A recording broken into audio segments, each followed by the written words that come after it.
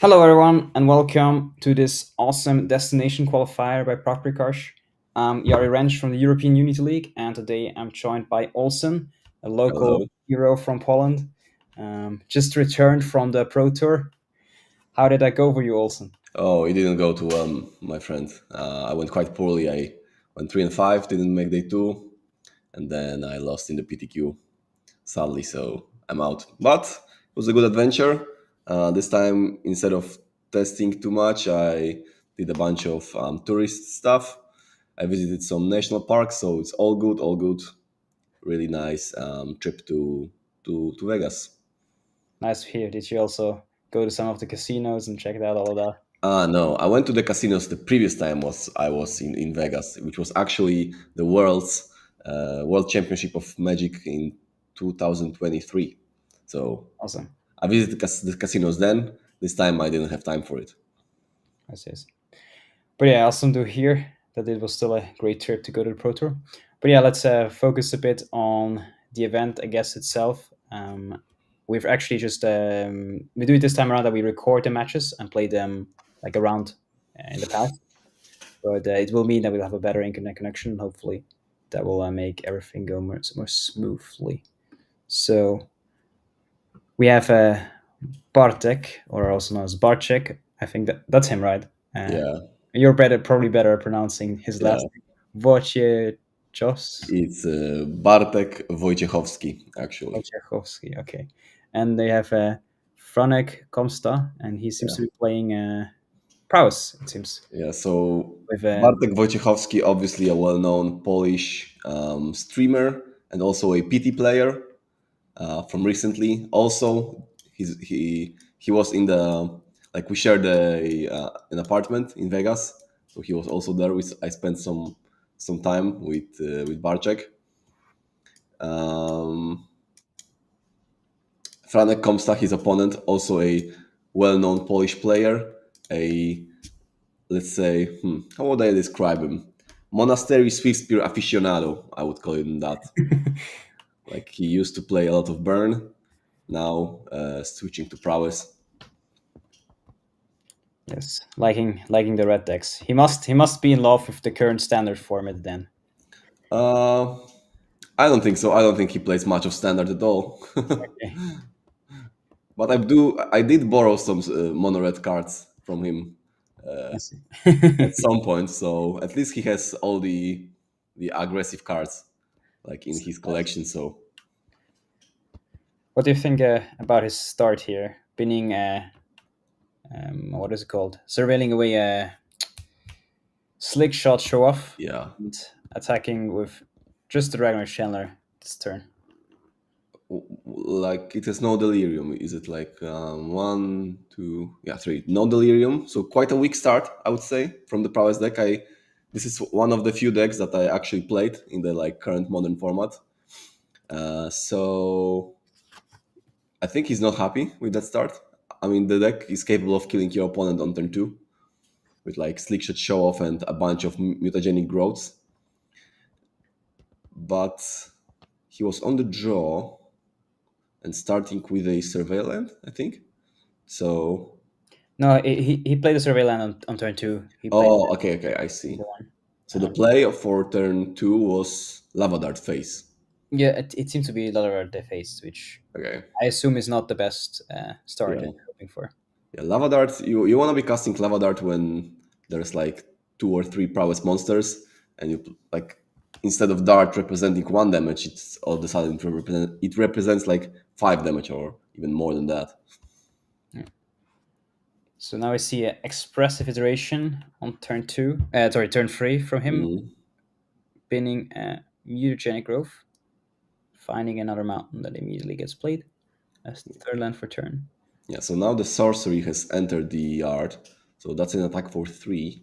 Yes, but I assume he will need to pass the turn back after this. Yeah. So what can we expect from Barczek on this turn? Yeah. So seems like Barczek is on Amulet Titan. He played a bunch of Crumbling Vestiges to add some green mana and then a bunch of Explorers to ramp himself up. So actually, the Amulet Titan deck has kind of evolved in like recently, and by recently I mean like probably like 6 months ago, somewhere along that timeline where the breakthroughs were made. So it's not so much relying on the card Primeval Titan as much as it used to. Now it's more of a scape shift deck actually. And it's not like the scape shift of the past, which might be familiar to some viewers, where you scape shift, find Valakut, 10 mountains, and win. It's way more complex. And I know a bit of how it works, but I don't know too much of how it works. So we will see.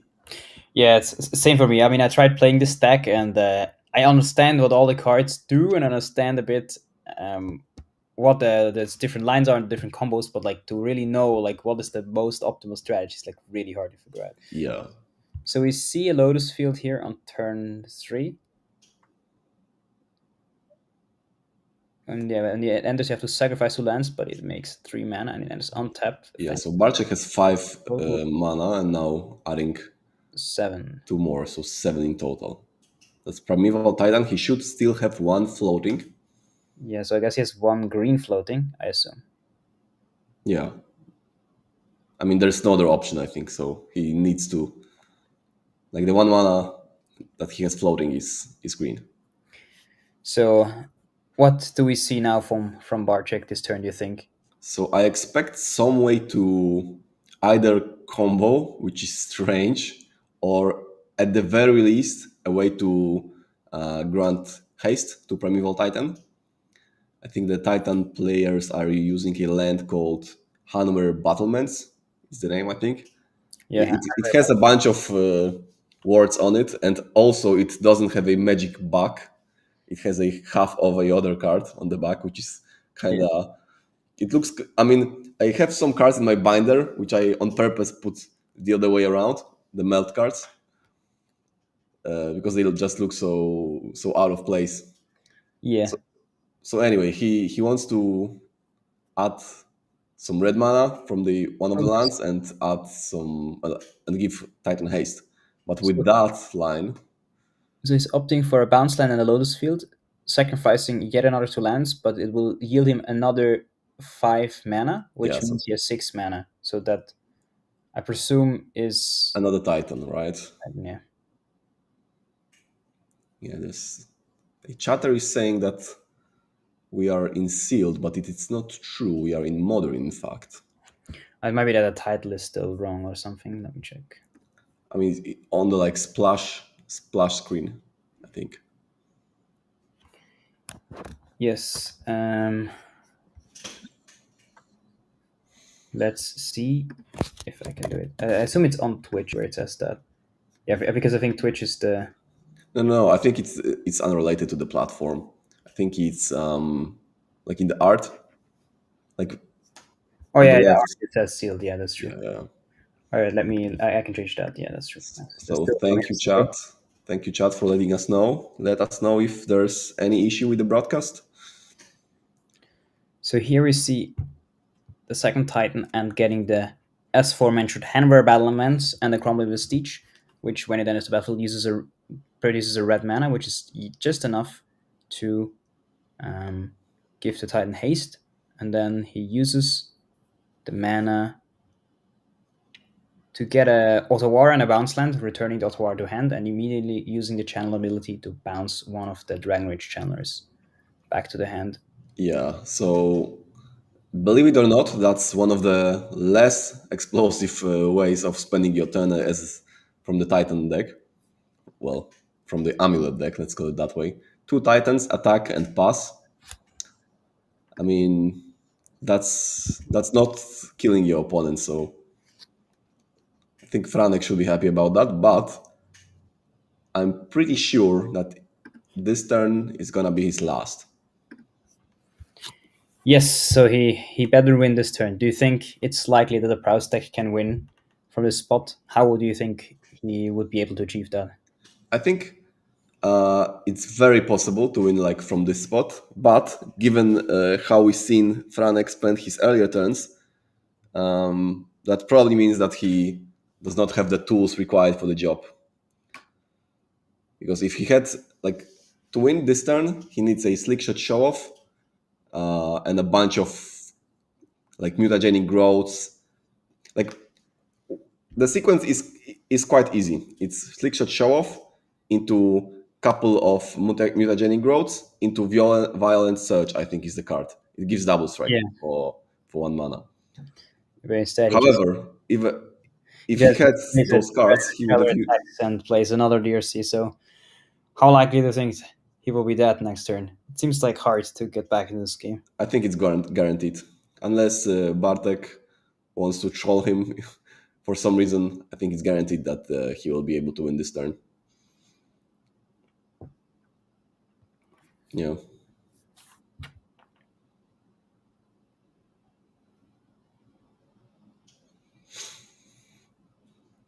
However, if you ask me how is it guaranteed, I would say that I don't know because it's like the gist of playing the Titan deck or the Amulet deck is that this card is important. It's Because called Aftermath Analyst, when it enters the yeah battlefield, it will mill 3 cards, but more importantly, it for 4 mana it returns all lands from your graveyard to the battlefield tapped. And thanks to the Amulet of Vigor, you have some combo. How does it work exactly? yeah. So how the combo works exactly, I don't know how it is exactly work, but I know like the basic idea. So the basic idea is kind of easy. You need the Aftermath Analyst in your on the battlefield or in the graveyard, and you also need a land called Shifting Woodlands. So what you do is you return a bunch of lands from your graveyard. Those lands include some amount of Lotus Fields or Vesuvas copying Lotus Fields if you already have them on the battlefield. Then you sacrifice a bunch of lands, but keep one of the but keep your Shifting Woodland. Then the Shifting Woodland can copy the Analyst, and it's a land that sacrifices to return itself. And if the critical mass of lands in the graveyard and delirium is achieved, there's a lot of moving parts. But if like the critical mass is assembled, then you can generate the infinite mana because you sacrifice a land to get a bunch of lands, which give a bunch of mana, which also sacrifice themselves, right? So Yeah. that's the loop in a way. You can generate infinite mana with it, and then once you have the infinite mana, you can I think search all the lands in your deck. So the combo. So basically, you cast Boseju and Otawara Yeah. infinitely. So your Yeah, opponent is left with you can use a bounce land. You can return a bounce land each time that bounces the Otawara, and yeah, then you can use your infinite mana to like play it each turn and save with the Poseidon. yeah, yeah, and then like use it and then like repeat it again. It becomes the part of the loop of the analyst plus shifting woodland loop. Yes. Do you think it's possible to still combo off now that he has both Lotus Fields in play and none of them in the graveyard? I would, I don't know, but I would guess that it is still possible. However, given the body language, the players, I might be stand corrected because I said it's guaranteed that Franek is not getting another turn. Yes, But but you also did not expect that he would play a main deck on Holy Heat to destroy yeah, Titans before it could attack, yeah, which makes the whole situation a bit more complicated.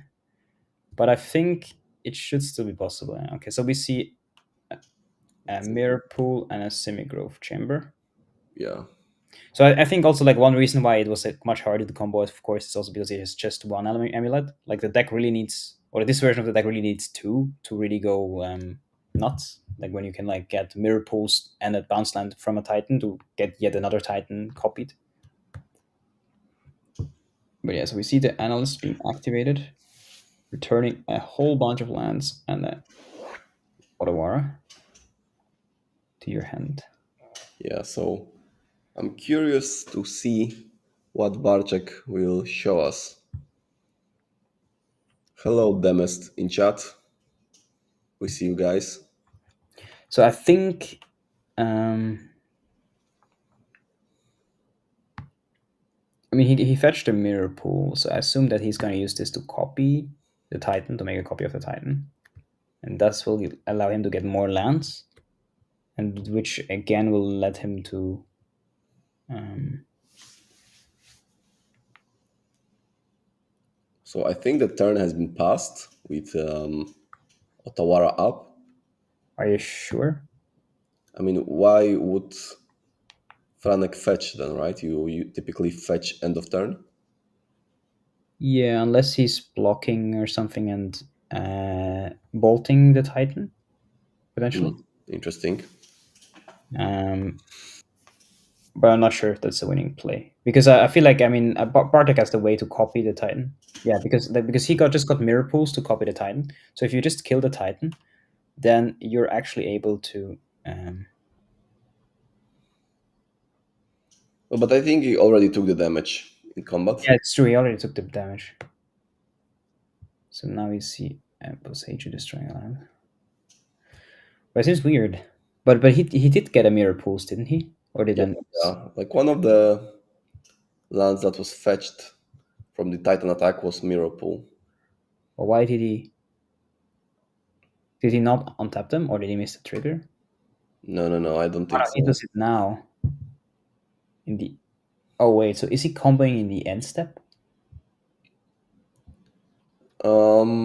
I think it's possible, right? If he gets the shifting woodland and like the third.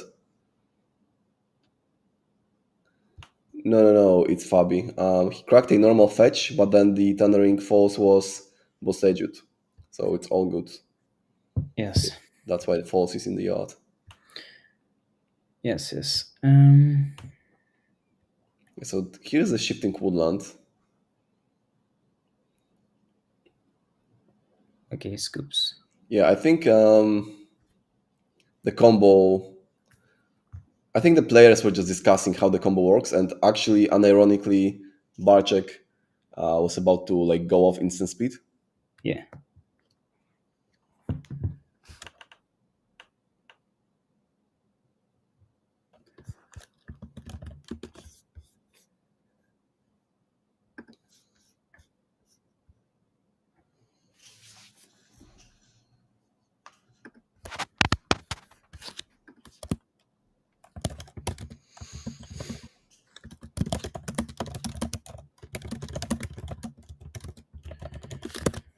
So, what do you think they will bring in from the sideboard?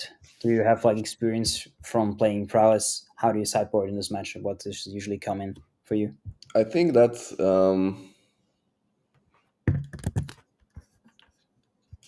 I don't think you can play many super like silver bullets from the side of prowess because the card that you typically is a hate card for Titan is Blood Moon. Let me look it up online. Let me actually. It's kind of easy because I can just see my list. I think I haven't seen Blood Moon that much in the um, prowess decks. No, yeah, that's what I wanted to say. That you're not playing Blood Moon in Prowess because it's too expensive. Maybe you bring in Consign to Memory just to counter triggers, counter the amulet, but probably still not. So possibly some amount of unholy hits to hate on the Titans, but the Titans are not as important as they used to be. I don't know. I think your plan is to just have a better hand than Franek did in game one, and just play the slick shot show off, give it double strike, and win it with it that way. Would be my expectations. Yeah, so when I was playing the deck, I think I usually boarded some amount of consign to memories, and I think the unholy heat, if I remember correctly. Um, yeah, but you don't have like that. I feel like generally speaking, it's not the best matchup because the arboreal grazer gives you like slows it down quite a bit, and like it makes it quite hard sometimes to kill with a slick shot. Mhm. Like it often like buys you like one turn, and then amulet is like a quite fast combo deck, so it's like quite hard for you to kill before turn 4. Often with the browse deck, while the amulet deck will usually just win on turn 3. Um, yeah, so you kind of need some amount of cyber cards to slow them down a bit, but it's hard with what you the tools that you've got. Yeah, because like prowess is the type of deck you don't want to be reactive. It's not like you can control anything ever. Your entire deck is set up so that your monsters hit fast and hit hard. So it's definitely a interesting. decision to make. How many? Because what are you taking out when you are putting in consign to memory? That's the important bit. So I think I usually took out some number of expressive iterations because those are hard to keep up when Mm, when you need to like keep up mana and like combo really fast. And then I would also sometimes cut a few cutters because they have the same similar issues. I mean, they're yeah. also like an aggressive card, but then yeah, so like one or two cutters I think is also reasonable. And then I think there's another card you can shave a bit. I think the like maybe one dart. I mean, I wrote a cyber guide for the deck, so we can also check it out. But I really what a bird. Still amulet. So I suggest boarding. But let's imagine you have a slick shot show off on the battlefield, and then you untap on turn three, and then like let's say your hand is empty for some reason, and then you draw a consign to memory as opposed to expressive iteration.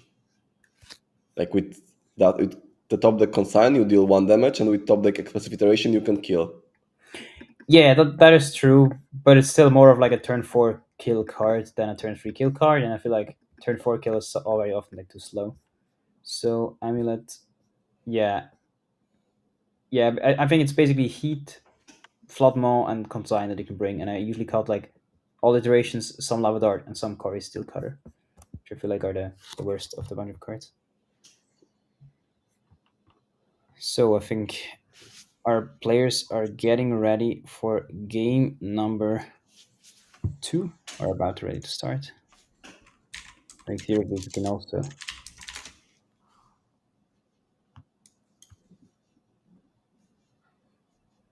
Right, so it's a. Oh, he's actually playing the Cheskai version with the splash for white. Hmm. I was wondering if that's based on my list with the white splash. So if he's splashing white, is he like not playing the mutagenic growth in white, or do you still play mutagenic? I mean there's two different versions I think. So look, one of them is full on Cheskai. So you play like four prismatic ending, like sometimes even in the main deck I think, and Hmm. I think some other cards I don't remember. And then the version that I played is basically you just splash like a handful of cards, like two prismatic ending and two wear tears to beat like some cyber cards.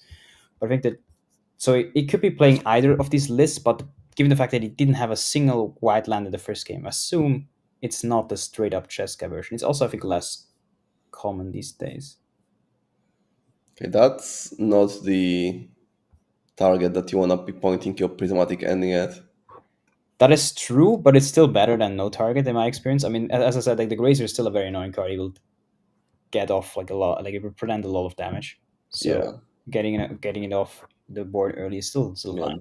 definitely. I'm not saying like it was a misplay or anything. I'm just saying it's not your ideal Oh, you're idea always more run. happy if you get the amulet off the board, but Bartek still had the turn one Ursus Saga with the Grazer, so which means that by his turn three he will get an amulet of the Mm. last chapter ability. So and with that he can likely kill on turn three still. So Franek really has no more than one more turn I think for this game to end it, which is probably at the current situation um, a bit hard. But we'll see how it evolves. Is it really that doomed? Your opponent plays a saga, like Grazer Saga on one, and then you are I guaranteed mean, to just be murdered on turn three. I guess given the fact that it doesn't have a second amulet, I mean, you would need a second amulet, or I think to really kill on turn three. Hmm. But if he doesn't have I guess it's possible it's not enough. But I mean, if you have an amulet and then you play one bounce and you already have 6 mana for the Titan, yeah, I guess it's not guaranteed that you kill, but still, we'll see. Um, so that's a lava dart. With that, that's the first instant in the graveyard. So Delirium is enabled. So it comes across for a total of Five, right, and plus six from the lava dart. yes. So let's see, Bartek just puts the Saga in the graveyard, but I assume he still floated. One mana. Yeah. And there's the second amulet. So that could very well be a game right there. So he plays a bounce land, making 4 mana with the 2 untap effects, with a grand total of 6 mana. And yeah, presumably still has the 1 mana floating. Oh no, sorry. No, it was spent on the amulet. Yeah, it's really was spending the amulet. You're right.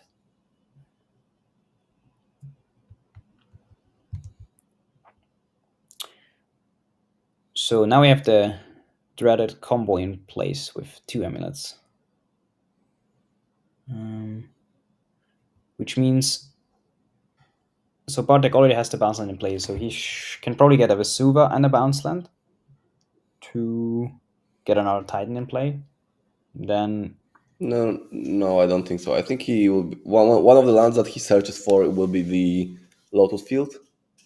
I mean, depends on the content of his hand, yeah, but with like double Lotus Field, he can make 12 mana. yeah. I mean, if he has the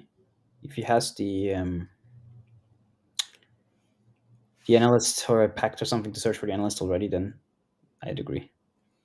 Okay, probably the soft turn off just. Okay, but there's the pact. Yeah, so that might be just another Titan from hand then.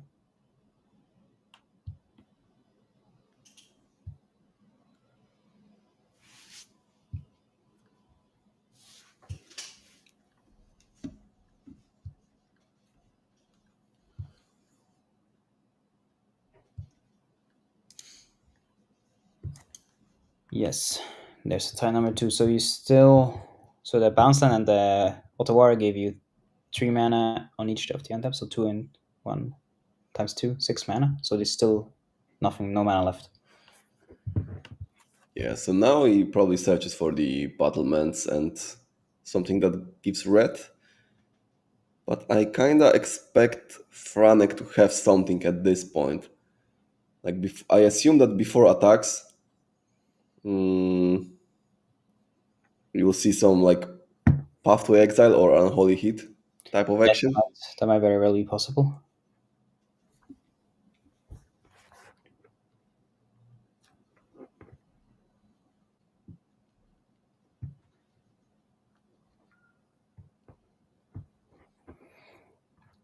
So now that we see the attack, we can assume that there's actually, in fact,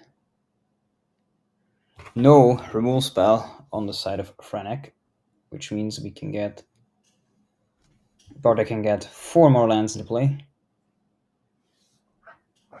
which very likely will be enough to win. Or what do you think? Yeah, I think I think that Bartek will win this game. So now you can. So I guess now you need to still get the analyst. So if you do not have a pact in the hand, you would need to get another pact to find your analyst. Okay, so now we get the Vesuva. Vesuva copying Mirror Pool, right? He said. He pointed.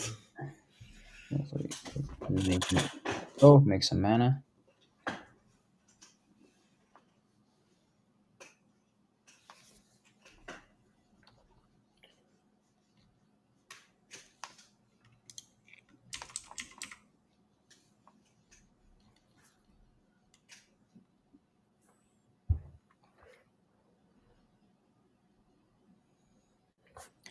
So I assume that he will just. So I guess he should be getting the.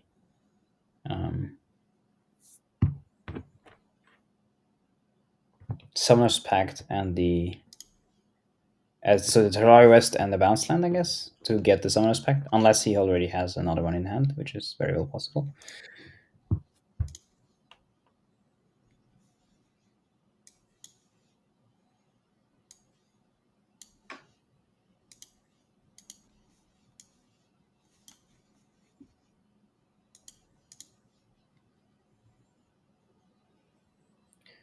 So that's a crumbling vestige, I guess. So that will be enough mana to activate the Vesuva that's copying the mirror pool to create yet another Titan.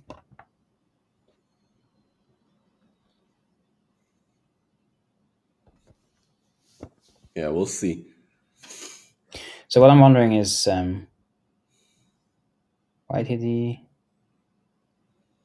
why did he use the Summoner's Pact to search for a Titan when he could have done the same play of getting a Vesuva to copy the Titan and first, then he would have enough mana to get the Analyst. I'm really confused about that. Or I think like most of the lines kind of converge towards one thing, and it's like you get a bunch of different routes, but you are getting yeah, towards a convergence point with your lines as a Titan player. So it's kind of irrelevant a lot of the time to which lines are you picking, because all of them kind of. yeah. I'm not an expert. I honestly don't know exactly how you find the best line with this deck, but it definitely is very interesting. Yeah. I love these lines. I guess I mean one advantage I guess is that if you do it this way when you get the mirror pulse in that combat step, it will allow you to uh,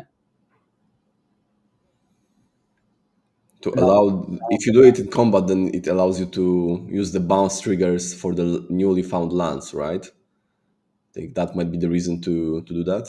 yeah the untap triggers so that it doesn't waste mana because you can activate the mirror pool in your Oh combat. yeah, like mana is one thing, right? But for example, maybe for some reason you want to search a bounce land and something with your first Titan attack, and then you search for like you resolve all the triggers but the bounce trigger, and then with this like you have the second trigger of Titan attacking.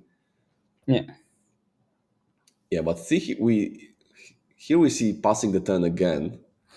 yeah, but it's passing the turn with Otawara up and Boseiju. So Boseiju not as relevant, but Otawara. yeah, that's true. I mean, he could still destroy one of the. Yeah, there's a Titan for blocks, so that's difficult.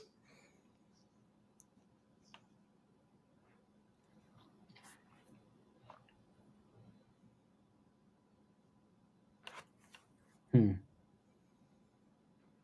Yeah, I'm surprised. I thought there would have been a line to get the analyst somehow and win the turn before, but Yeah, that did not happen. that would be my expectation as well, but maybe I'm just overestimating the Titan deck.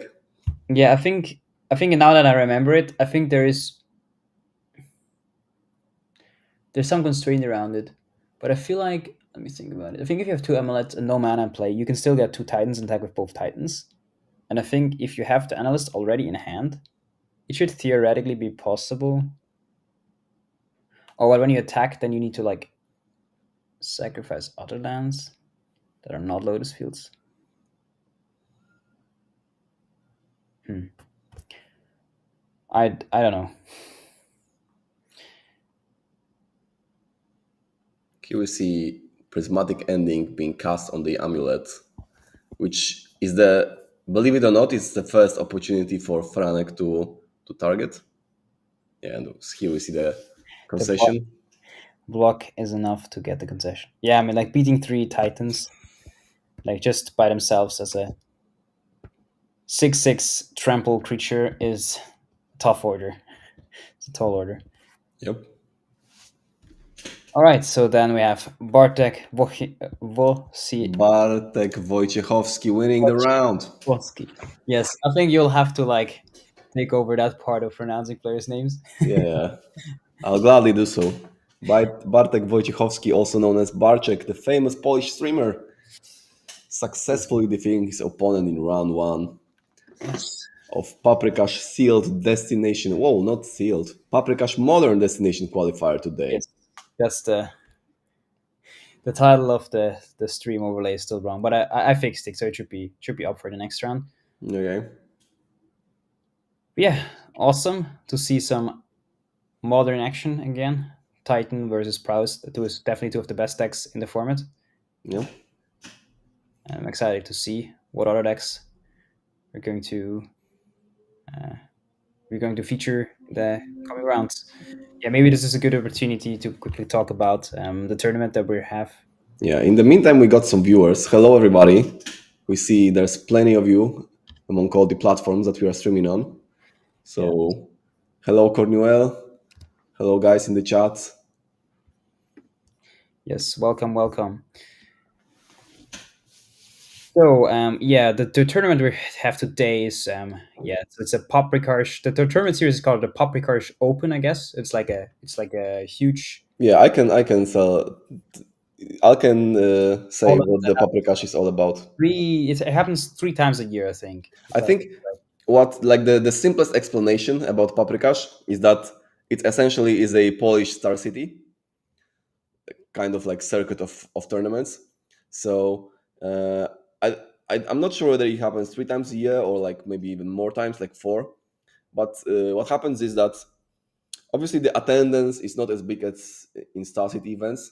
So there's like I don't know 300 players maybe coming to the venue, maybe 400, but there is like a bunch of events happening one next to another. So if you want to play standard, there's a standard event for you. If you want to play pioneer, there is a pioneer tournament for you. If you want to play limited, there's a limited tournament for you. And like plenty of them are actually RCQs. So it's not only just a local tournament with like I don't know 50 players, but some of them are RCQs. For example, in March there was like a limited RCQ next to like a big modern RCQ, and I think I played the limited one. It was in sealed, and I think the attendance was like 35 people or something, so which is super low for an RCQ. But the modern one, I think it was about 100. yeah. So just to give you guys the picture of how big those events are, and I assume this one is even bigger. Do you know the attendance, Jari, for the? I don't think we have an exact number. Oh no, it's 85 players for this modern Okay. return. I don't know how many it was yesterday for the seal, but I believe it's a bit less. Probably like around this instead, like 35, 40. Yeah, but yeah, but most importantly, also all of those events are also qualifiers for the European Unity League. So they award this awesome goodies like products from Heavy Play and our altered flooded strand, and maybe to give you a bit bigger picture about it, we have yeah. So basically, how it works is that every event, like from like weekly FNM, RCQ, up until the largest regional championship, can participate, and each event gets a type between and the type defines basically the multiplier, the number of points that you get at these events. So local events like weekly will usually be one times multiplier. And today we have the 5 times multiplier, which is a direct qualifier for our big finals, European Magic Cup, at the end of the year. And the reason why you want to collect these points is because we have national championships coming up later this year in all of the countries. Uh, Poland will also be hosted in Warsaw by Paprykarz or the store Pan Misha. And yeah, so it's an exciting I new I thing. have a question for you, my friend. I see weekly FNM RCQ Open slash Series Regional Champ. Yes. But there's one more step, right? Do Pro Tours count for the points? This year, the Pro Tours will not count for points Okay. because we focus on European events only. Um, Oh, okay. sorry, That makes sense. in that sense. But yeah, we plan to expand globally at some point, probably Hmm. hopefully next year, but we'll see how it goes. And at this point, of course, the Pro Tours will probably also just count at the highest level. Though we have to be aware that we're more focusing on like the local play. So like the Pro Tours are not our biggest focus, and for this reason, Yeah. it's probably just going to be the same like level as a Grand Prix in that sense, like not like another two. Yeah, because what happens is that some players, like myself included, I don't really participate in those, let's say, FNM RCQs and like those type of events that much, but I do participate in like regional champs. I do participate. Well, I did participate in a pro tour this year. Um, so I kind of want to see my points go up. That's what that's what where I'm standing at.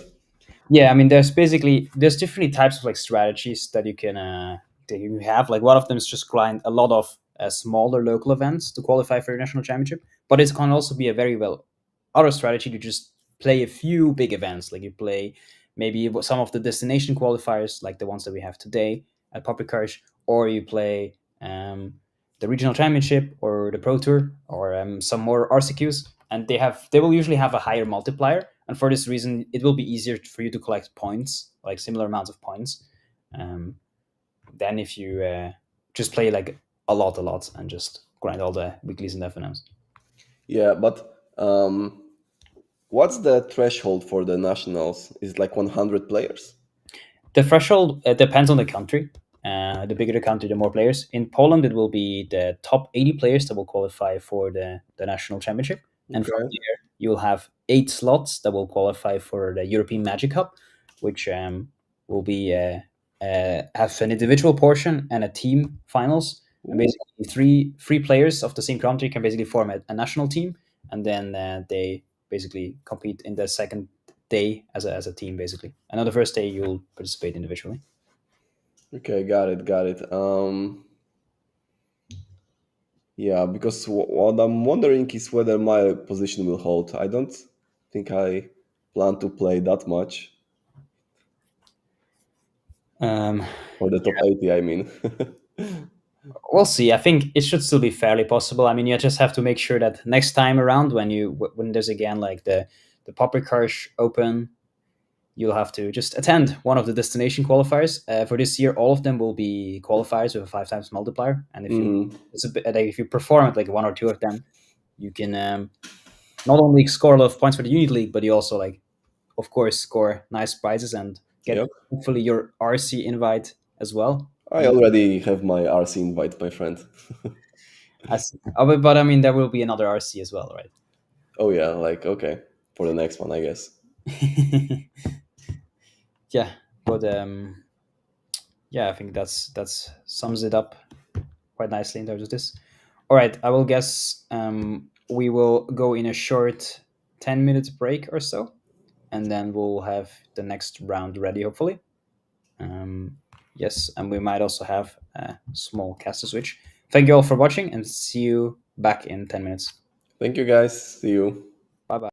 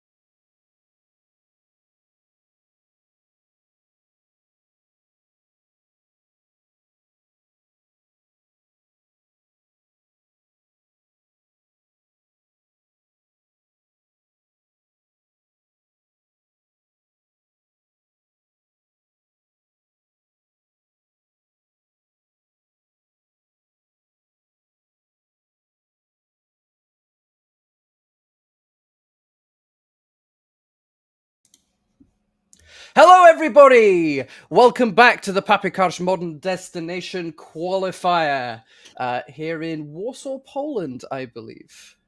Yes, And that's correct. why can I hear myself? Very, very sorry, folks. I've got some technical difficulties and I've just fixed them now. Hello, everybody. We are here for round 2 of the Paprykarz Modern Destination Qualifier. This is round number 2 of a total 7. We have 85 players here. We have 4 regional championship qualifiers on the line, and we also have an invite to the European Magic Cup and a lovely trophy for the winner as well. We have round 2 ready to go, so let's just jump right into it here. There we go. We have Arkadiusz I can maybe Jarkowski. read them. Yeah, maybe you can read them. That Okay, would so probably be we better. actually got a Arkadiusz Jaroszewski, which is a player unknown to me. However, against him is Przemysław Oberbek, which is a well-known Polish player of the old times, I would say. Okay. Played in a bunch of PTs. We call, I don't know if it translates to other languages, but we call those players dinosaurs. Is it the case in for the other nations? Like if somebody was playing in like 2005 or something, do you I call them dinosaurs? I think we just called them pros, to be honest, or veterans of the game. I mean, but what if you were playing in 2005 and achieved nothing, right? You are Well, not a we do pro. actually have someone at our LGS. If you've heard the name Douglas Penman, we have somebody who called Douglas Penman, who I believe played in Worlds in 2003, who comes to play at my LGS quite regularly. Yeah. So So Przemysław Oberbek, a definition of a dinosaur. I mean, he did achieve a bunch of stuff. Like I remember playing. I think we met at the PT like not so long ago.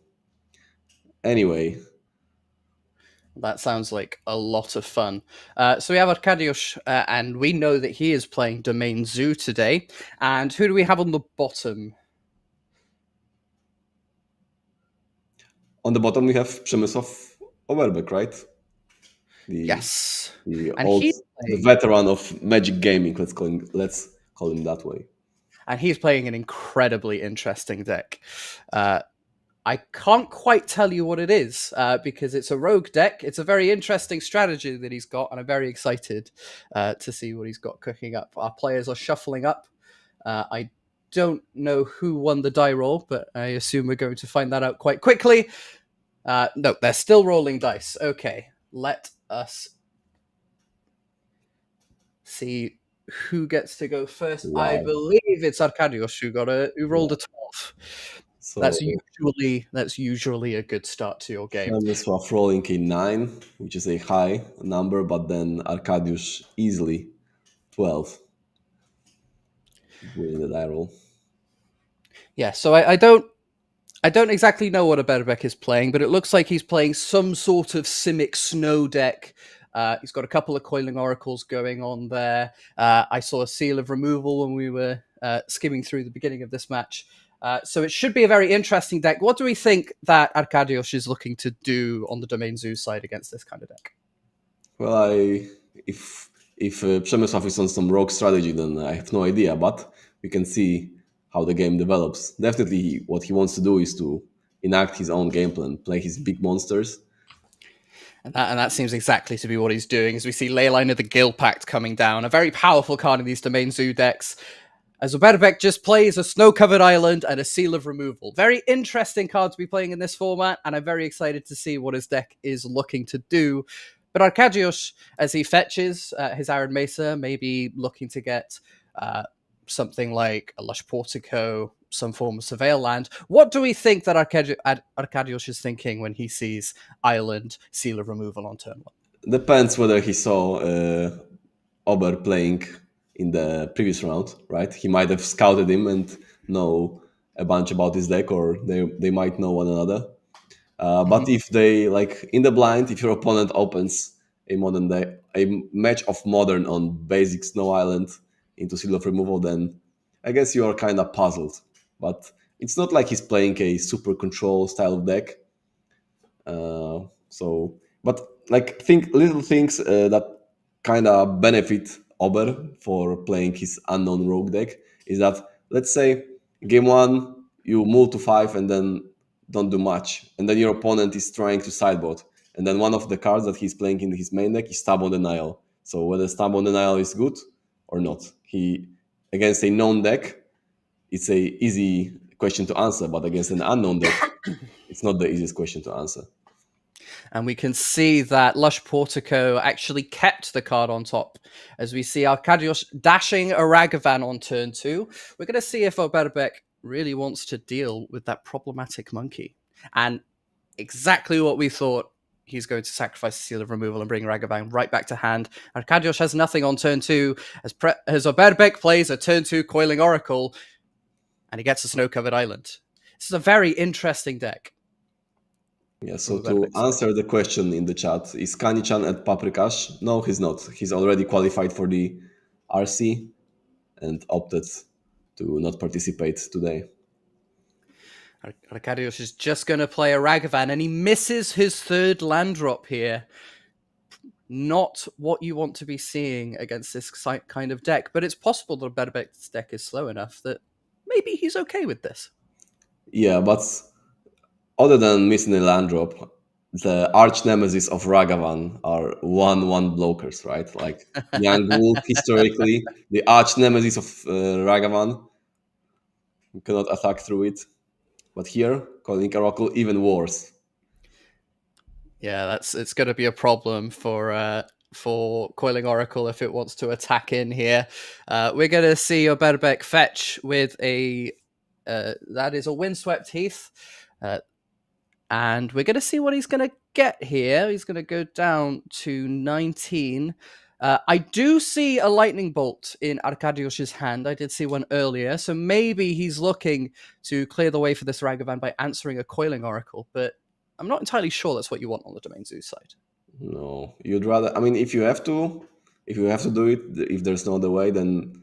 I mean, you do it if it means that you can connect with Ragavan. But you'd rather just play some of your other monsters that are big enough to allow you to attack.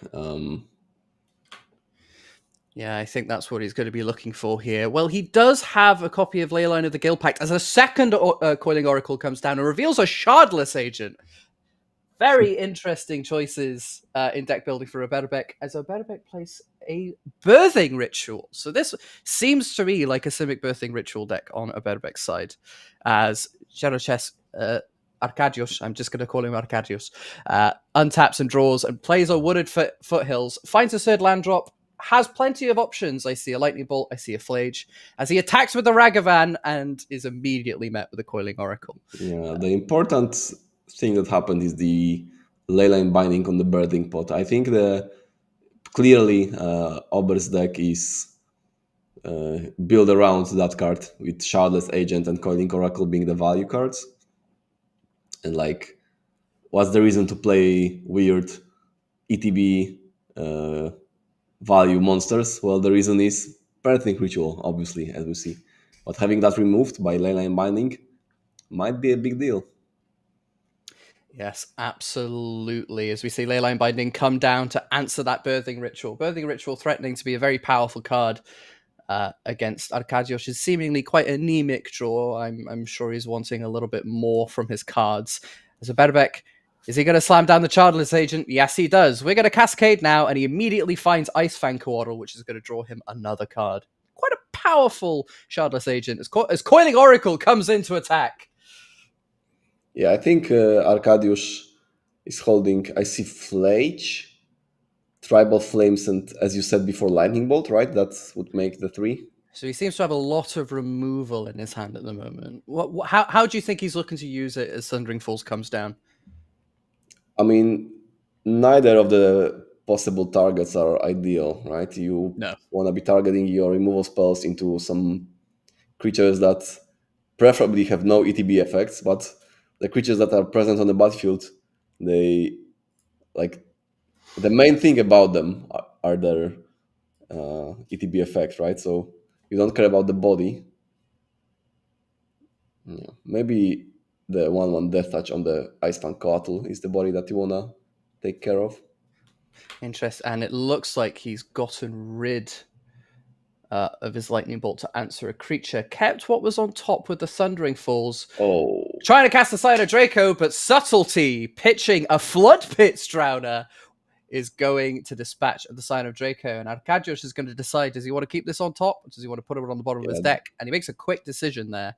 Yeah, he definitely wants to keep it. Sign of Draco with Leyline of Guildpack is like the undefeatable monster. It's a very big problem if you're on a Berbeck side, that's for sure. So Arkadiusz was probably super happy about his top deck Scion, but then it was promptly met by a subtlety. I mean, it's kind of good that it happened like that, because if the Scion was the top deck a turn later, then the subtlety would have been hardcast. So much less value gained there. Yeah, a Berbeck is going to fetch a hedge maze, putting a breeding pool into the graveyard, and he's going to attack with the Shardless Agent and the Coiling Oracle. Coiling Oracle MVP in this game as Fibblethip the Lost comes down. It's going to draw him another card. It seems he's got a lot of 2-drops in his deck that just draw him cards. As if Windswept Heath comes down and a pass of the turn. Arkadiusz is going to draw his Scion of Draco. Let's see what he wants to do there. Windmill slams it down. Does Oberbeck have another subtlety? Nobody does have a Flare of Denial. Wow. Okay. So and Arkadiusz has got to be thinking. Now we see the reason for all the weird blue monsters is that they enable Flare. Bunch of ways to draw cards, bunch of free counter magic in Subtlety and Flare of Denial. Who knows? Maybe he has Force of Negation in his deck. Not that I think it's going to be the best in this matchup. But Arkadiusz has now got to be thinking it's crunch time now. I've got to get something on the battlefield very soon.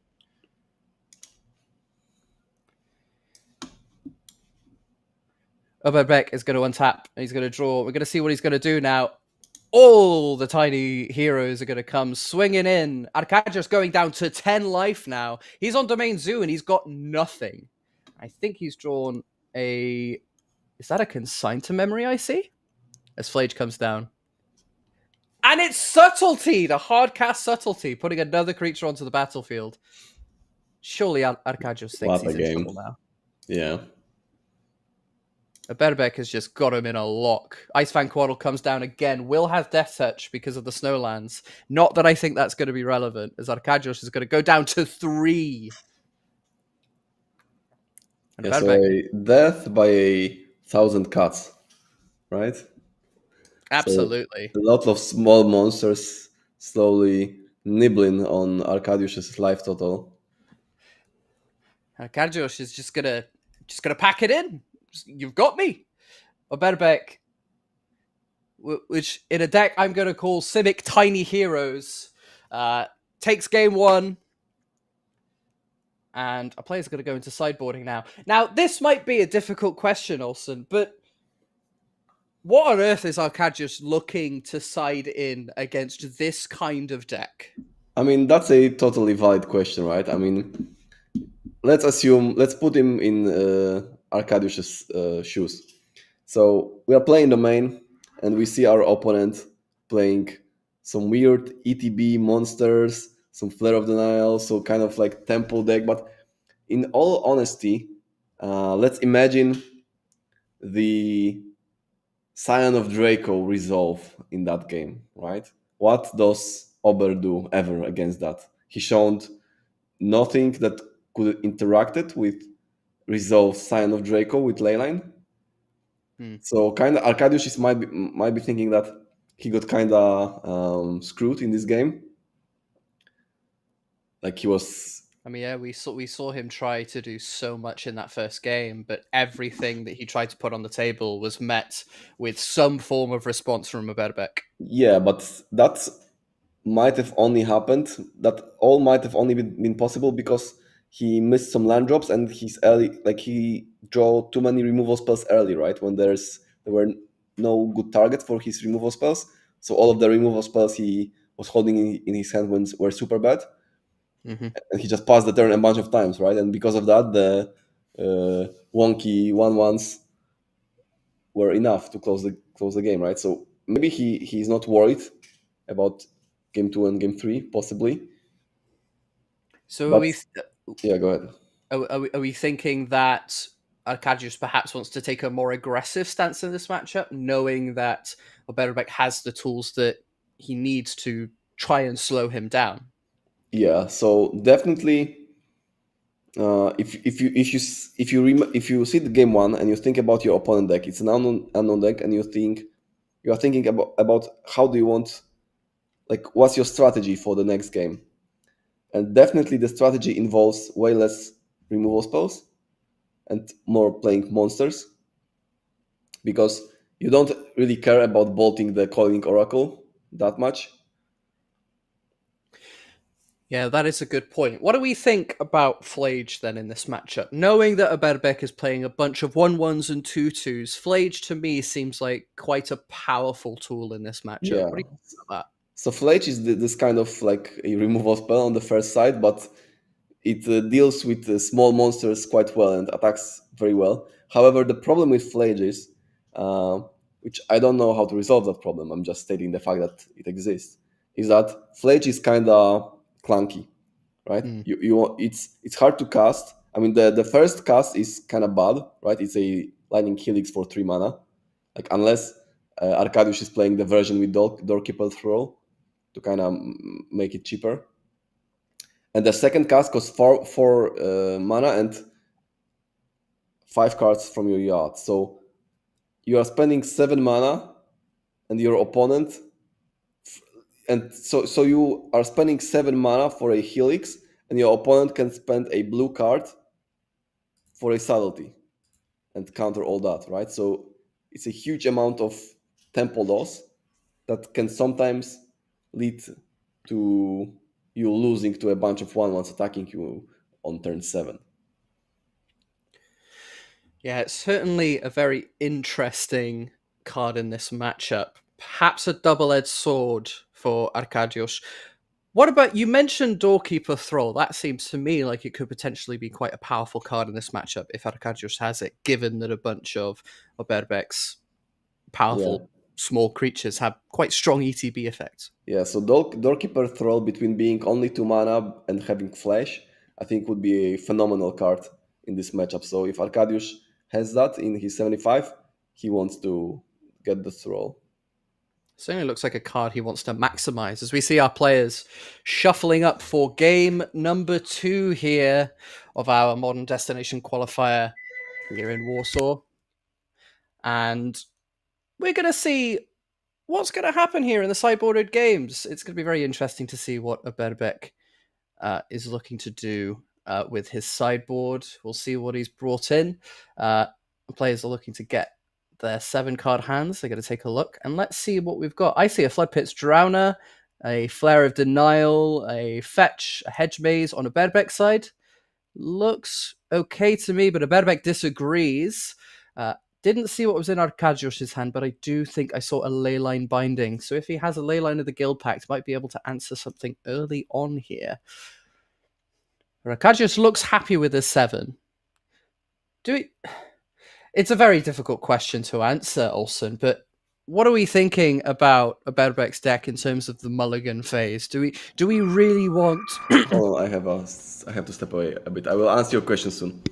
Yeah, okay. I'm personally very curious if we are happy to mulligan on Oberbeck's side as Arkadiusz is shuffling up his deck. Although we do have a lot of 2-drops in this deck that are going to draw additional cards and maybe mitigate the effects of a mulligan. So maybe Oberbeck is happy with this arrangement. And it looks like he's going to keep his 6 here, Olsen. I see he's got a Subtlety. Leyline of the Guild Pact comes down on turn 1 for Arkadiusz. That's exactly what he's looking for, as Ragavan comes down on turn 1. Oberbeck has a Subtlety in hand, and it looks like he's eyeing it up here. Yeah, playing Subtlety on a mulligan, on a 1-drop, that feels kind of bad. That doesn't feel great if you are Oberbeck here. We're going to see what he's going to do. Draws an Otawara for the turn, and we have a Windswept Teeth and a pass. Arkadiusz is going to untap and draw. I think he's looking to play Thundering Falls. Going to look at the top card of his deck and see if he wants it. And the Ragavan comes down again. Oberbek is going to fetch in response. Yeah, but that's a different Ragavan, right? He moved the first one to the bottom. Yes, very well spotted. That is the second Ragavan. So maybe Arkadiusz doesn't really mind that Oberbek has 2-for-1 himself on turn 1 to answer the first Ragavan. But it seems like such a big threat for Oberbek, given that a bunch of his cards are quite cheap and can sometimes be cast for free. Yeah, I think like Ragavan is phenomenal on turn 1, but now probably the strength of Ragavan is getting lower, as we might see the Calling Oracle being played or a Icefang Coatl being played, which will kind of recoup. Oracle in Oberbek's hand, which is probably what he's looking to play as he fetches this with Misty Rainforest. Yeah, it will recoup the lost card advantage from playing Subtlety. That looks like what he's looking to do here. He's certainly eyeing something up in his hand. Let's see what it is. It looks like a birthing ritual he's pulled up to the front. So maybe not a Coiling Oracle in the hand, but he's going to play the birthing ritual. Arkadiusz has no responses. Draws a card for the turn. It looks like a Mystical Dispute for the turn. As Ragavan is going to come in, and Oberbek's going to take it. He reveals a Seal of Removal.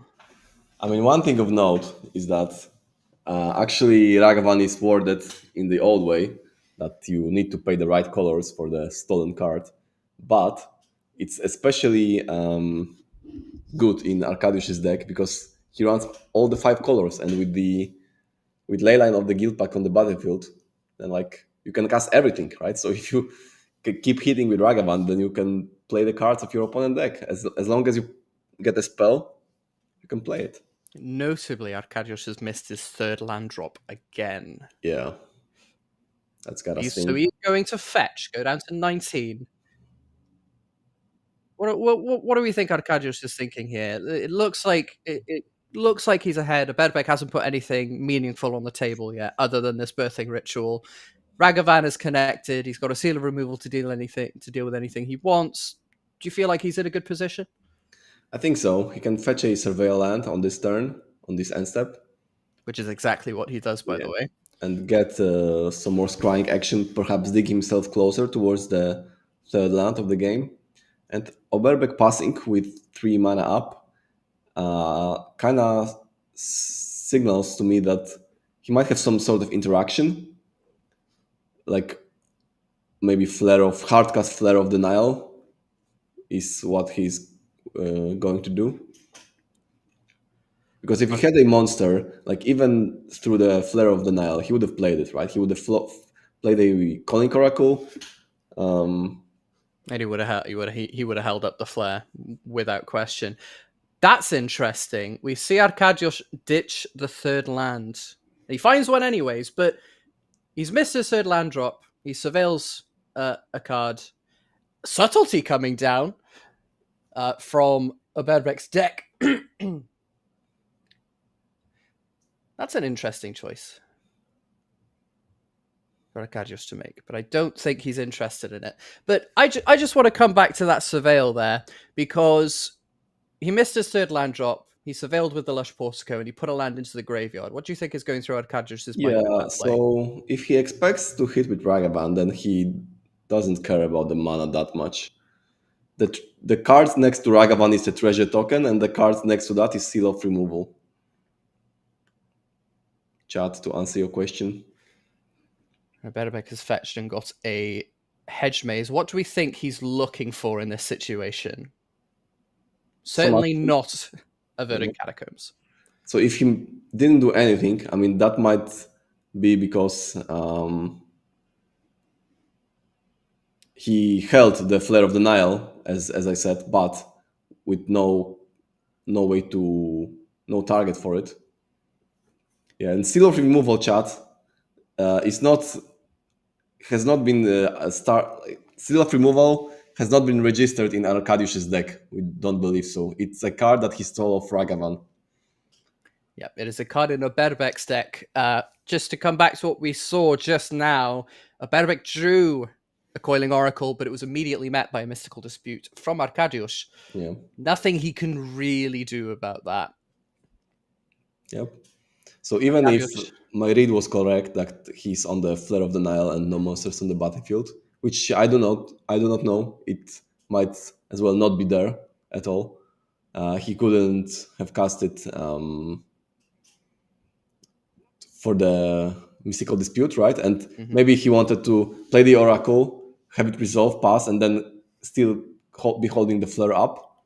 But without the monster, no monster, no mana. That's not gonna be the case. Ragavan comes swinging in again as we see that Arkadyusz drew a Tribal Flames for the turn, which he's immediately going to sling at Aberbek's face. Aberbek is now down to 6. This Ragavan has been absolutely insane this game. Yeah. I'm not sure that Aberbek has the tools he needs to get out of this one. We're going to see what Aberbek's looking to do. He's untapped and he's drawn. I see a Flare of Denial. I see a Beseiju. Beseiju, not the worst card in the world, but it doesn't feel great right now if you're a Berbek. I'm not entirely sure it's the tool you're looking to use also. No, definitely not. The card that he wanted to do pick up would be. I think that the way out for him in this game would be to change some maybe Ice Fang Coatls and or Coiling Oracles and have them resolve and have Birthing Ritual trigger find something good. But without monsters and without Birthing Ritual being activated, I don't think he can do much. This is round number 2, Mr. Chimba.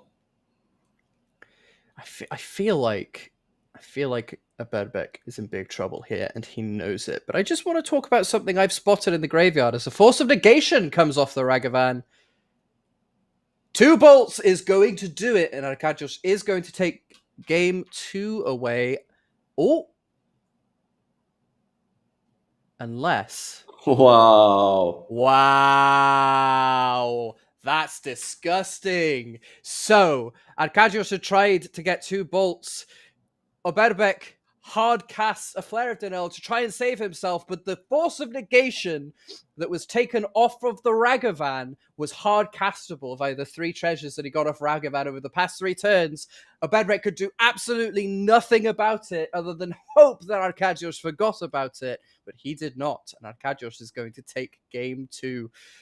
Yeah, that's the very rare interaction of Ragavan picking up a counter spell, which is not really castable if you are doing stuff sorcery speed.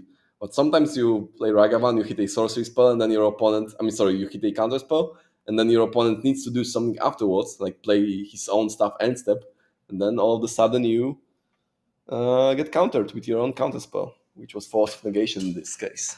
Hoisted by his own petard, as it were. As we head into game 3, looks like our players are shuffling up already. No interesting sideboarding choices.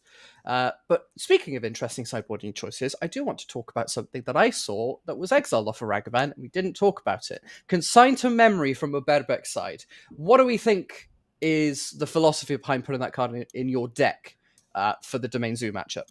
Well, I need to look something up. Is like if the lane line of the Guild Pact is on the battlefield and you play Scion of Draco, obviously on the battlefield it gets all the colors. But on the stack, does it have the colors as well? I don't think so, right? It's still On the stack, it does not.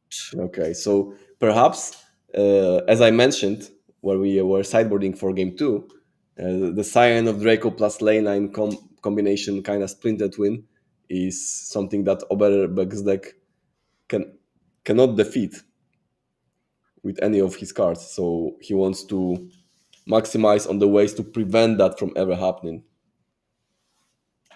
Yeah, so Consigned to Memory essentially is telling us quite a lot about Aberbek's priorities in this matchup and the cards he's looking to target. Aberbek clearly worrying quite a lot about that Scion of Draco Leyline combo. Do we think there are any other applications to Consigned to Memory that warrant any sort of discussion or anything we should probably look at for the matchup? Perhaps because I do believe, I might be wrong, but I do believe we saw some amount of Consigned to Memory game 1. Maybe I'm imagining things, but I do kind of think that I saw them game 1, but I think I saw them from Arkadiusz's side. okay. So he might be on the consign your own Flage dying trigger kind of plan. Yeah, I mean that, as we've seen in decks of Modern's past with Jeskai Blink, Jeskai Dress Down, consign to memory on your own Flage trigger is quite a powerful play in the Modern format. As we see, Arkadiusz is looking at his 7, as is a Berbek, and we're going to see what they think about it. I think they're happy to do it. And we see Leyline of the Guild Pack come down again for Arkadiusz. Berbek is going to play Windswept Heath for turn and pass. Arkadiusz is going to say right back at you and play a Flooded Strand. We're going to see that Windswept Heath get a Hedge Maze on Arkadiusz's end step. And we're going to take a look at the top card of a Berbek's library, and we're going to see if he wants to keep it here.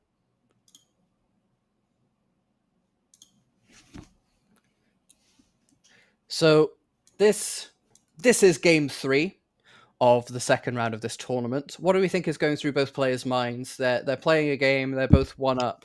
What are we thinking about? Sort of their mindset. What they're thinking about game 3.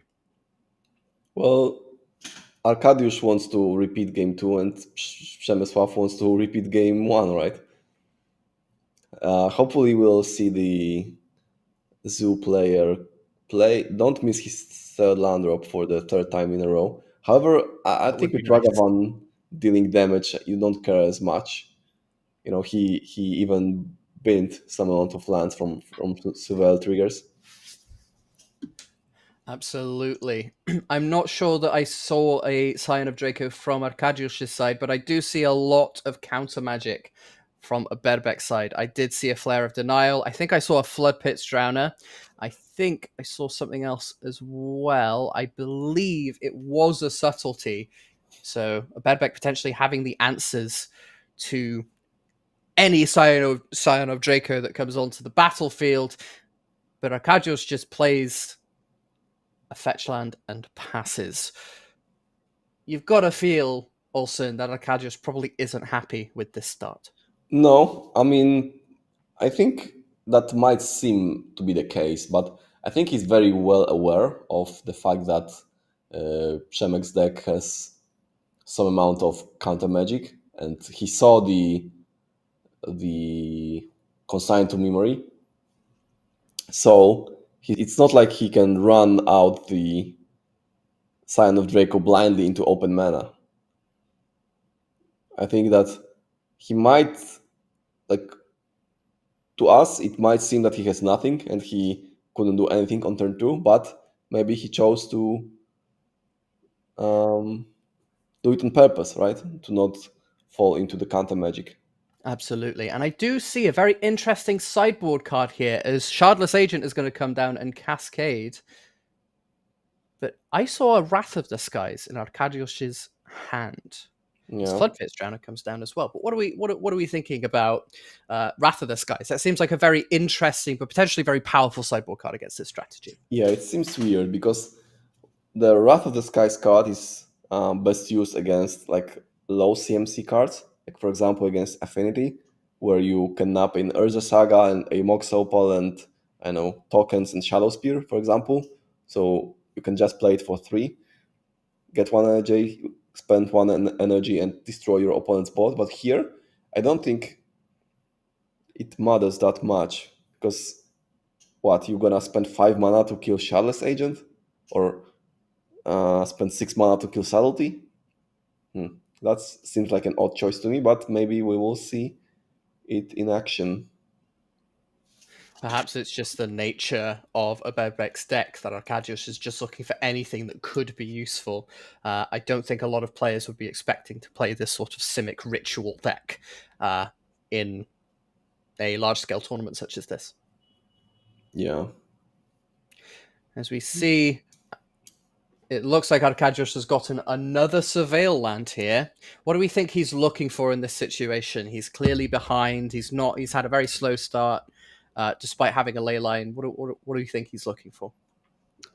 Perhaps a Flage to start hitting those monsters that are already on the field. He's definitely considering the card that is on top, and he's kept it on top, and he's bolted the Shardless Agent. He's drawn a third land. He's not missed his third land drop. Ragavan is going to come down, but it doesn't look very good here in the face of a 2-1 Vigilance blocker. Yeah, I mean, it's not that it's not like it. I mean, it kind of is. He kind of is trading downwards in a way because the Drowner was a free card off of Shardless Agent. And I think the Ragavan is chumping. Yeah, well, trading. Well, yeah, it is trading. The Flood Pits Drowner. Both players have nothing, but more importantly, Arkadiusz hasn't really done anything in this game. We're going to see what Aberbek's going to put down. Coiling Oracle's going to come down, our favorite snaky boy. We're going to see what he's going to get. And that is a Misty Rainforest. It's going to go straight on the battlefield. Coiling Oracle, what a card. What a card to be playing in 2025 in Modern. I absolutely love this. True. We're going to see now what is Arkadiusz looking to do about it. We see Oberbek is considering cracking the Misty Rainforest now, and he's going to do so, bringing himself down to 17 as he gets Snow-Covered Forest, potentially looking to play another 2-drop here.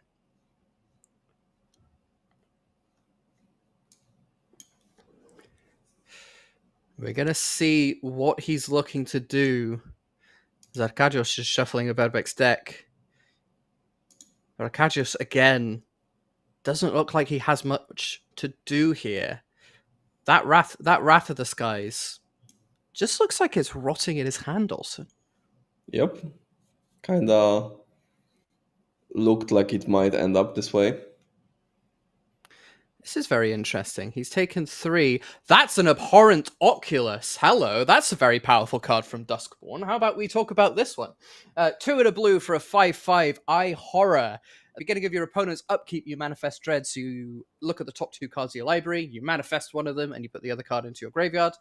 It's a very, very powerful flyer from Duskborn also. Let's talk about this. Yeah, so I think that kind of tells us what Ober's deck is all about. So he wants to play a wonky 2-drop and then Birthing Ritual it into the Oculus. I think That's that going to be met with the Leyline Binding pretty much immediately. That can maybe signify to us that he's also playing cards like Neoform to jump his 2-drops into a powerful Oculus. Here's a Flage, folks. Flage is going to come down and threaten to deal with the Coiling Oracle, and does so. Arkadiusz is going to gain some life. And I think there's only 5 cards in the graveyard for the Flage, so Arkadiusz is going to need to get one more, but Wooded Foothills is going to do that in short order. And we have potential Flage coming down next turn if Aberbek has nothing to say about it. Which, given that we've seen this deck, Olsen, I think that is a big ask. Yeah. Coiling Oracles are going to come down now from Aberbek's side, and it's going to get another land. I think every single Coiling Oracle we have seen has gotten a land for Aberbek. Ooh, that is a Force of Vigor hard cast that is going to threaten to answer, and does answer both the Leyline of the Guild Pact and the Leyline Binding. And now Arkadiusz is in big trouble, Olsen. Yeah, with Abhorrent Oculus triggering a bunch of times, it's gonna be real difficult for him to win. And it's almost certainly going to trigger on Arkadiusz's upkeep unless he has another Leyline Binding right now. But I don't think he's going to have... No, he wouldn't... He doesn't have the basic land types to get it anyways. He has to fetch a Blood Crypt here. Mm-hmm. So we're going to see an Abhorrent Oculus trigger. And if you've watched Standard, if you've watched people play the Dimir Oculus deck in Modern formats past, you know that this card takes over the game really quickly. So Arkadiusz has got to be quaking in his boots right now also. Yeah. I think like one important, one maybe not important, but one thing to note is that when you're playing the Zoo deck and you start with a Leyline Binding, all of your lands are 5-colored by default. Mm-hmm. But you still play fetches, you still play like dual lands of sort. So do you always fetch for the surveillant of like any color, or do you try to plan your mana base so that you have full domain, even assuming your ley line of the guild path gets destroyed? It's a interesting dance. It is a very interesting dance. I'm not entirely sure that Arcadius was exactly expecting a Force of Vigor to come down. As Wrath of the Skies does come down now 4-3, and it's going to be met with a Flare of Denial immediately. Arcadius, I think it's crunch time for him now. I think we've got a question now about how this is going to work. Not entirely sure what our players are talking about here. What we know has happened is that Arcadios has cast a Wrath of the Skies 4-3. I think they're talking about whether or not they get the energy. They do not get the energy if the Wrath of the Skies does not resolve here. So I think they're asking about that.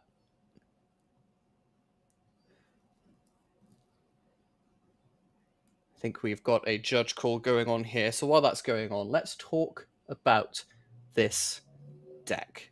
This Simic Ritual deck is first of all, it's one of the sickest decks I've seen in Modern. Yeah, it looks very unorthodox. It's incredibly unorthodox. It's very sweet. And we now know the key engine behind this Ritual deck. We're looking to play something like an Icefang Coatl, or a Coiling Oracle, and maybe he has Neoform, we don't know. But Birthing Ritual seems like a really powerful card to just turbocharge you into our Abhorrent Oculus. And as we saw in this game, you can just get it anyways. You can just hardcast it and it's fine. Yeah.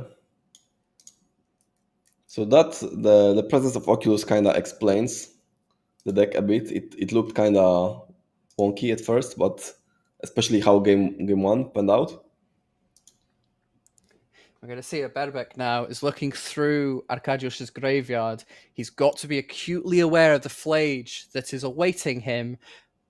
But I think Abhorrent Oculus might threaten to just win this game anyways.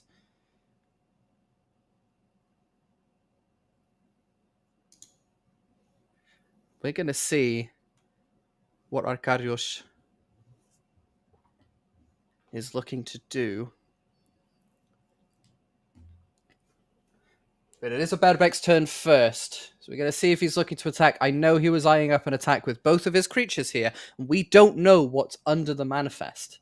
If it's another Oculus, I think he might threaten to take this game, Olsen.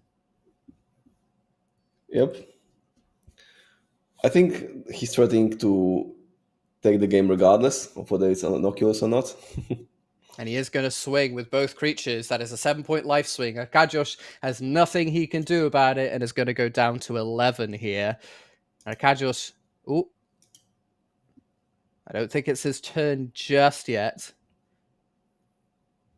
And now it is. And on the upkeep, that was a very, very, very quick manifest from a Berbek. So Arcadius is looking to cast the Flage again. Does a Berbek have anything to say about it?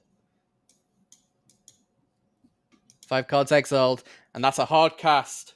Well, that is a Sink into Stupor. Yeah. Sink into Stupor, yeah. And there's nothing Arcadius can do about it. He's forced to put it back in his hand.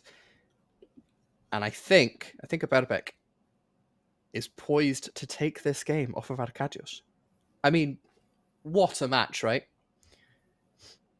Yeah, I think like the crucial part of the match was when Wrath of the Skies, which we expected to be kind of weak, turned out to be kind of strong with its capability of destroying the Abhorrent Oculus and every token that it has made. But after it got countered, then the game was kind of all over. Seems like. Yeah. Or at least on the path to grant Oberbek a victory. Yeah, Arcadius is at 4 life now as we get another Oculus trigger. Oculus just taking over this game. What is Arcadius going to do about it? He's going to try and cast a Flage to gain some life, but it's going to be met with another Sink into Stupor. And Arcadius I think he sees the writing on the wall here. I don't think there's anything he can do. He can play a land, get another Flage, but that's not going to be enough to keep him alive. And Oberbek looks in prime position to take this game as Arkadiusz extends the hand. Oberbek is going to take this match 2-1 against Arkadiusz. What a deck. What a match. What a second round. Yeah, the deck, very interesting deck. Very interesting deck. Definitely very unorthodox and very like forcing your opponent to improvise, which always has plenty of value. Having your opponent improvise, thinking on the fly instead of repeating just the well-known play patterns, is always beneficial. So, I mean, wow, what a game that was. Now, before we take a short break before round 3, let's just remind everybody about what the European Unity League is all about. Let's talk about the qualification path for these players. This event is a qualifier event. So there is a 5-time multiplier on points for the EUIC leaderboard. And we should have a little chat about the qualification path here. All the events that qualify for the European Unity League earn you points. You've got your weeklies and FNMs, which give you regular points as usual. If you attend in RCQs or regional events, you get a 3 times multiplier on points. This event right here, the Modern Destination Qualifier, is not only going to qualify you directly to the European Magic Cup if you win, but points that you earned are multiplied by 5. And for regional championships, the multiplier is 6 points as well. But this is a prime opportunity for our players to get some points to maybe qualify for nationals very soon, Olsen. yep, very soon. And let's talk about the prizes for this event as well, because of course there are prizes up in store for this event. The top 4 players will receive invites to the regional championships, and the winner gets a gorgeous trophy and gets a spot in the European Magic Cup. So it's quite a prestigious prize. You're really wanting to win this tournament, Olsen.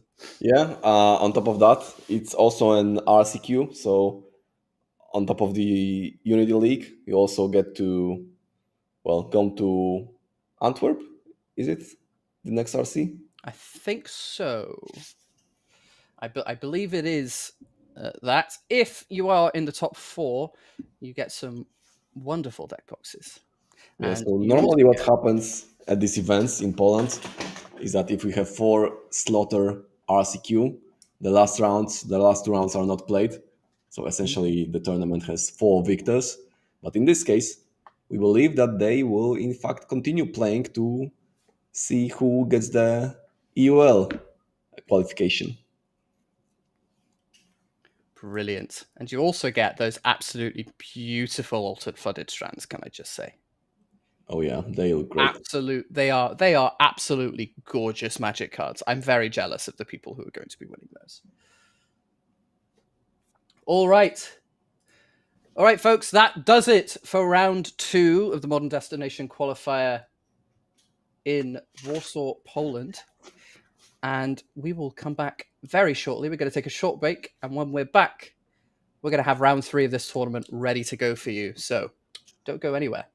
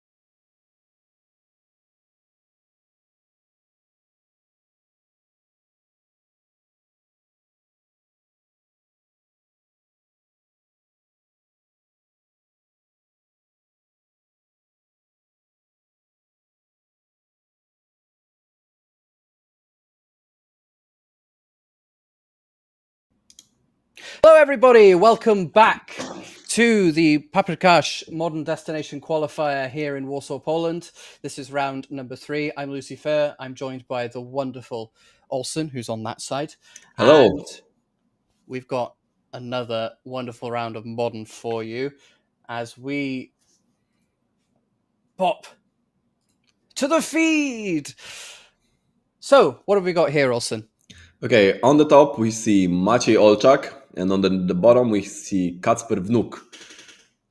So I know both of those players, like not like on a friendly manner, but I know who they are. So I'm curious to see what they brought to the tournament and what will happen. I think Maciej, he might be a Titan player. I believe he is on Amulet Titan, yes. Okay, that would make sense. I was confusing. So I think he's on socials. He's known as Dropchuck. Okay. And I believe he won an RCQ with Titan not so long ago. So he's already queued for the RC, if my memory serves me right. But this is for something bigger, is it? He's going for the Euro Magic Cup invite. And we'll see if he gets there today. And on the bottom we have Casper, who's on Samwise Combo. Yeah, yet another interesting combo deck, kind of similar to Yawgmoth in a way, that you need a bunch of creatures to assemble, and then if all the creatures are on the battlefield, you win the game. So I believe the combo is you need Samwise Gamgee, so the card from Lord of the Ring expansion, a Sacrifice Outlet, so for example a Viscera Seer, like a free Sacrifice Outlet, and the what's it called? The cut. What's Cauldron Familiar? Yeah, the Cauldron Familiar. I think those are the three steps for the combo.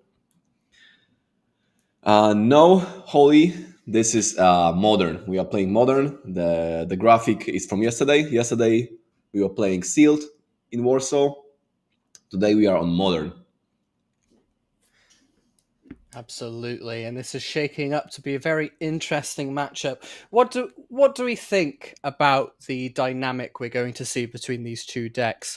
Is it going to be a very interactive sort of matchup, or are we potentially looking at sort of two ships passing in the wind, not particularly caring about what the other's doing? I would expect the latter. I think the Samwise deck in particular, it has some grindy elements for when your opponent is heavy on creature removal, but Titan is playing none of that. So you want to combo as fast as possible, and Titan, like the interaction is maybe some incidental Otawara here, Boseju there, but you also want to perform your combination as soon as possible and win the game through that. Absolutely. And as we see, both players have taken a mulligan here. Casper's probably happier about that than Maciej is. Because he's on the draw, or why? I personally feel like the Samwise deck is probably a little bit better in the mulligan. You've got a lot of really powerful tutors in the deck to get you the creatures you need at any one point. I'm not sure if this deck is playing any copies of Green Sun Zenith, but I imagine it would be very powerful into sort of helping bridge the gap with the mulligan. But we'll see. I mean, if in the blind, if both players mulligan, I would say that the player who's on the draw kind of gets the edge. So typical, if you both keep 7, you want to be on the play. But if you both take 6, I don't know if it's better to still... I mean, it depends on the deck. But in some scenarios, it might be shifted, the dynamic. Absolutely. We're seeing Casper pondering on his 6-card hand. Looks like he's going to put a Verdant Catacombs on the bottom. I believe that's an Overgrown Tomb. So then maybe that's looking to be his first play. Maciej seems to be happy with his 6 also. So Casper's going to start us off with a Verdant Catacombs. So he had another one, and he's going to pass the turn. Maciej is going to open up with a basic forest and an Arboreal Grazer. Very powerful 1-drop from War of the Spark. Yep. According to some, the most powerful 1-drop in the history of Magic. The cute arboreal grazer. I remember hearing that going around when the card came out. Gruul Boilerworks is going to come down. Not Gruul, but Gruul Turf, my apologies, is going to come down as Casper is looking to fetch his Verdant Catacombs to get a Lush Portico. What do we think he's looking for in this situation? He now knows he's playing against Amulet Titan, and it's I think he knew before the match began. I'm pretty sure that Casper knew what he's up against before the game began. It's like those players know one another, so I think he knew. But to answer your question about what he's looking for, I think he's looking for the combo that we described. So Samwise, Cauldron Familiar, some sack outlet, maybe some tutors, stuff like that. So he's probably just looking for the combo, always to find the combo all the time. Overgrown Tomb is going to come down now. He's going to take 2 life to have that enter untapped. And we're going to see what Casper puts down here. What's he got for us? He's going to tap 2 mana. And there's a Birthing Ritual, card that we saw. The feature mage favorite, Birthing Ritual, yet again. I'm a big fan of Birthing Ritual. Pass the turn to Machier, who just plays Spelunking for the turn. A very powerful enchantment in these Amulet Titans decks. And we see exactly why as Gruul Turf comes down, untapped. But let's talk a little bit more about Spelunking as a card. Why is it so important in this deck? Yeah, so the Amulet Titan deck, I mean, the name of the deck is kind of shifting because it's not so much about Primeval Titan as it was before, because due to some like recent developments, the lands you can take with just the lands and the amulet are often enough to win the game. There are some even some obscure infinite mana combinations you can achieve. Ooh, hello. However, the deck really needs an Amulet of Vigor, and without it, the combos are kind of not working, right? But Spelunking, even though it's 3 mana, it kind of role plays as a really expensive Amulet of Vigor, even though it's both more expensive and worse because it doesn't stack with itself. However, the redundancy of having so many of a given effect is very strong still. Speaking of strong, let's talk about what's just happened here. We have Casper playing a Grist, +1 that's going to put a card in the graveyard and make a 1/1 insect. It milled another Verdant Catacombs, it seems. And before the end step, Machier has used the 2 mana available from the Gruul Turf that he played earlier to cast a Boseiju to get rid of that enchantment. Casper's now going to get a free Surveil as Underground Mortuary comes down off the Boseiju. Remember, Boseiju gets a card of a land of with a basic land type, not just necessarily a basic land. And Casper mills Temple Garden. Yeah, that always feels bad when you want to Boseiju something that's like a kind of a value card. In this case, well, in this case, it's not really a value card. You know, it's a tutor card for your combo. Yeah, it's and that your opponent not only gets a land up, so you kind of ramp your opponent, but also gets a Surveil up. So that's a crazy amount of value that you are willing to sacrifice over a simple building ritual. And here we see Echoing Depths come down. So that is going to copy a land that is in the graveyard. And it's a cave. Wow. So he gets 4 life. Spelunking has a hidden text on it. It says whenever you put a cave with it into play, you get 4 life. So very rarely comes up, but I guess with Echoing Deep. Yeah. Very relevant in this deck. I wanna check something. Because there is a card that Titan players are playing, and it's called Urza's Cave. You know which one I'm talking about? It sacrifices to search for a land, right? But is it also a cave? I believe it is also a cave. We see Amulet of Vigor come down now from Machier. I don't know what the Echoing Depths has copied. It might have just entered as a colorless land here for Machier. Regardless, I think it going can to copy cast. from the opposing graveyard, right? It can do that, yes. So probably copy just a fetch, maybe? Or no, Well, it taps it's the tapped mana. for mana. It's tapped for mana, so maybe it's copied the Temple Guardian. Yeah, if that's in the yard, well, probably, yeah, Temple Garden, maybe Boseju or nothing, as you said. But there is a sticker on it, so it surely has to be something. Absolutely. Grist is going to plus again, and that mills a Sephiroth here. Very powerful card from Final Fantasy. Let's talk about this one. Yeah, so Sephiroth's kind of a blood artist style of effect. A new card, new addition from the new set. But blood artist is kind of weak outside of combo and outside of a big board, but Sephiroth kind of bridging that gap of Ooh.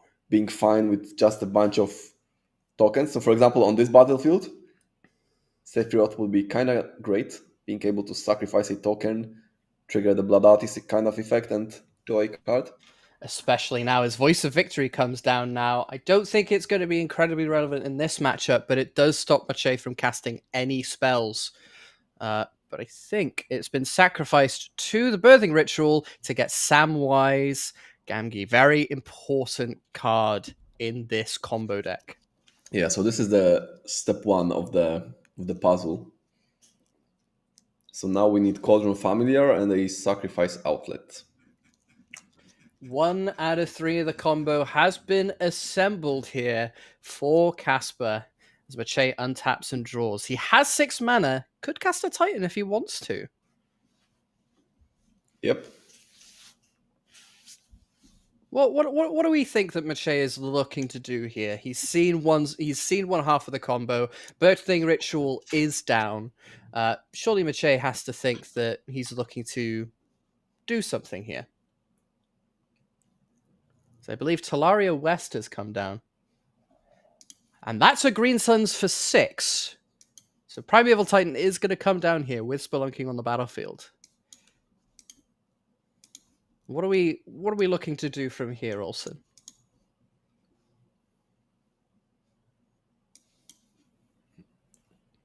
He's resolving a... Which card is he resolving right now? He's resolved a Green Sun Zenith for 6, and a Primeval Titan has now entered the battlefield. Oh, okay. See, yeah, so that's an alternate art Primeval Titan. Okay. I believe it's the Secret Lair version.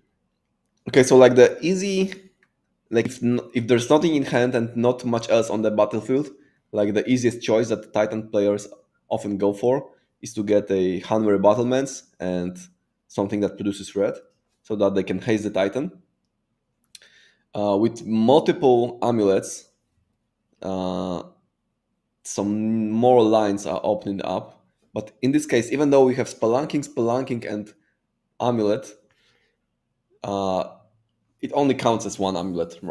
You cannot use your cards so that they provide multiple untaps.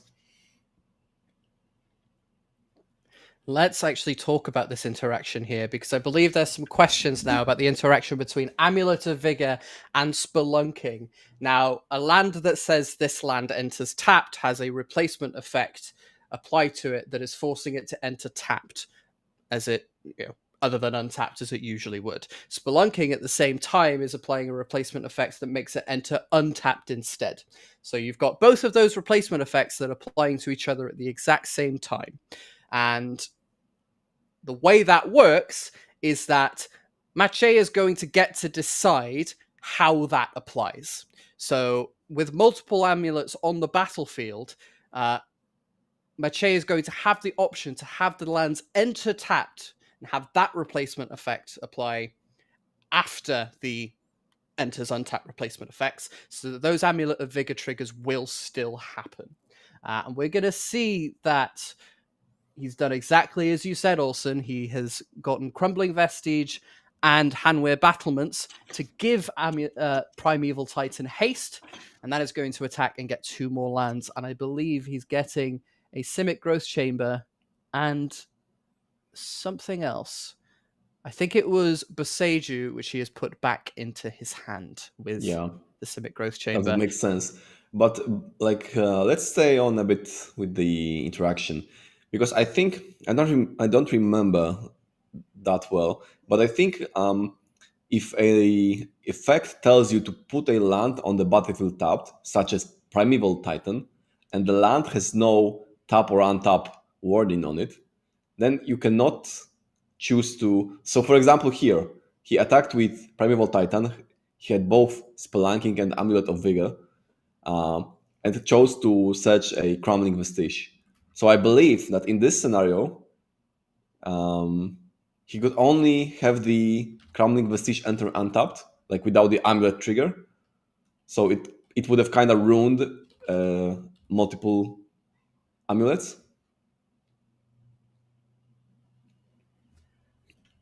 Is that right? I'm not entirely sure. I know that playing a land, you have that option with a amulet and spelunking in play, but actually fetching tapped, I think, could be a little bit different. I We're think if going you to try to fetch figure out. like from Titan and you fetch a non tapped land, so like a basic forest, for example, then you don't get the amulet triggers no matter what you do. But maybe somebody in chat knows. Chat, is that how it works? I believe. Right. We're gonna look this up, but for now, let's talk about Orcish Bowmasters, which has come into play. We're gonna see what Casper is looking to do with that. We have a grist on the battlefield. What's he looking to do now, Olsen? So the Grist was attacked on the previous turn, and we had a triple block. Because if Grist stays on the battlefield, that means that it can just activate to kill the Titan. And here, thanks to the triple block, I believe Grist stayed at high enough loyalty so that the army token from the Orc army, can be sacrificed to kill the Titan. And then We're going to see Viseju dispatch with that birthing ritual. The exact same play pattern that we saw earlier on in the game. We're going to see what Casper's going to get off of that land. But Mache, I feel like if you're on Mache's side, you're pretty happy about what's going on in this game. Yeah, I mean, you're not dying this turn to combo. And you ramped a bunch with Primeval Titan and attack, so you have tons of mana.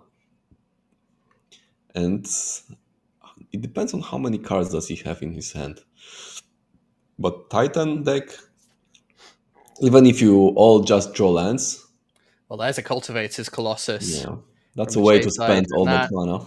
It's a way to spend all that mana, and it's a way to threaten to end the game very quickly. Very powerful card from Innistrad Crimson Vow.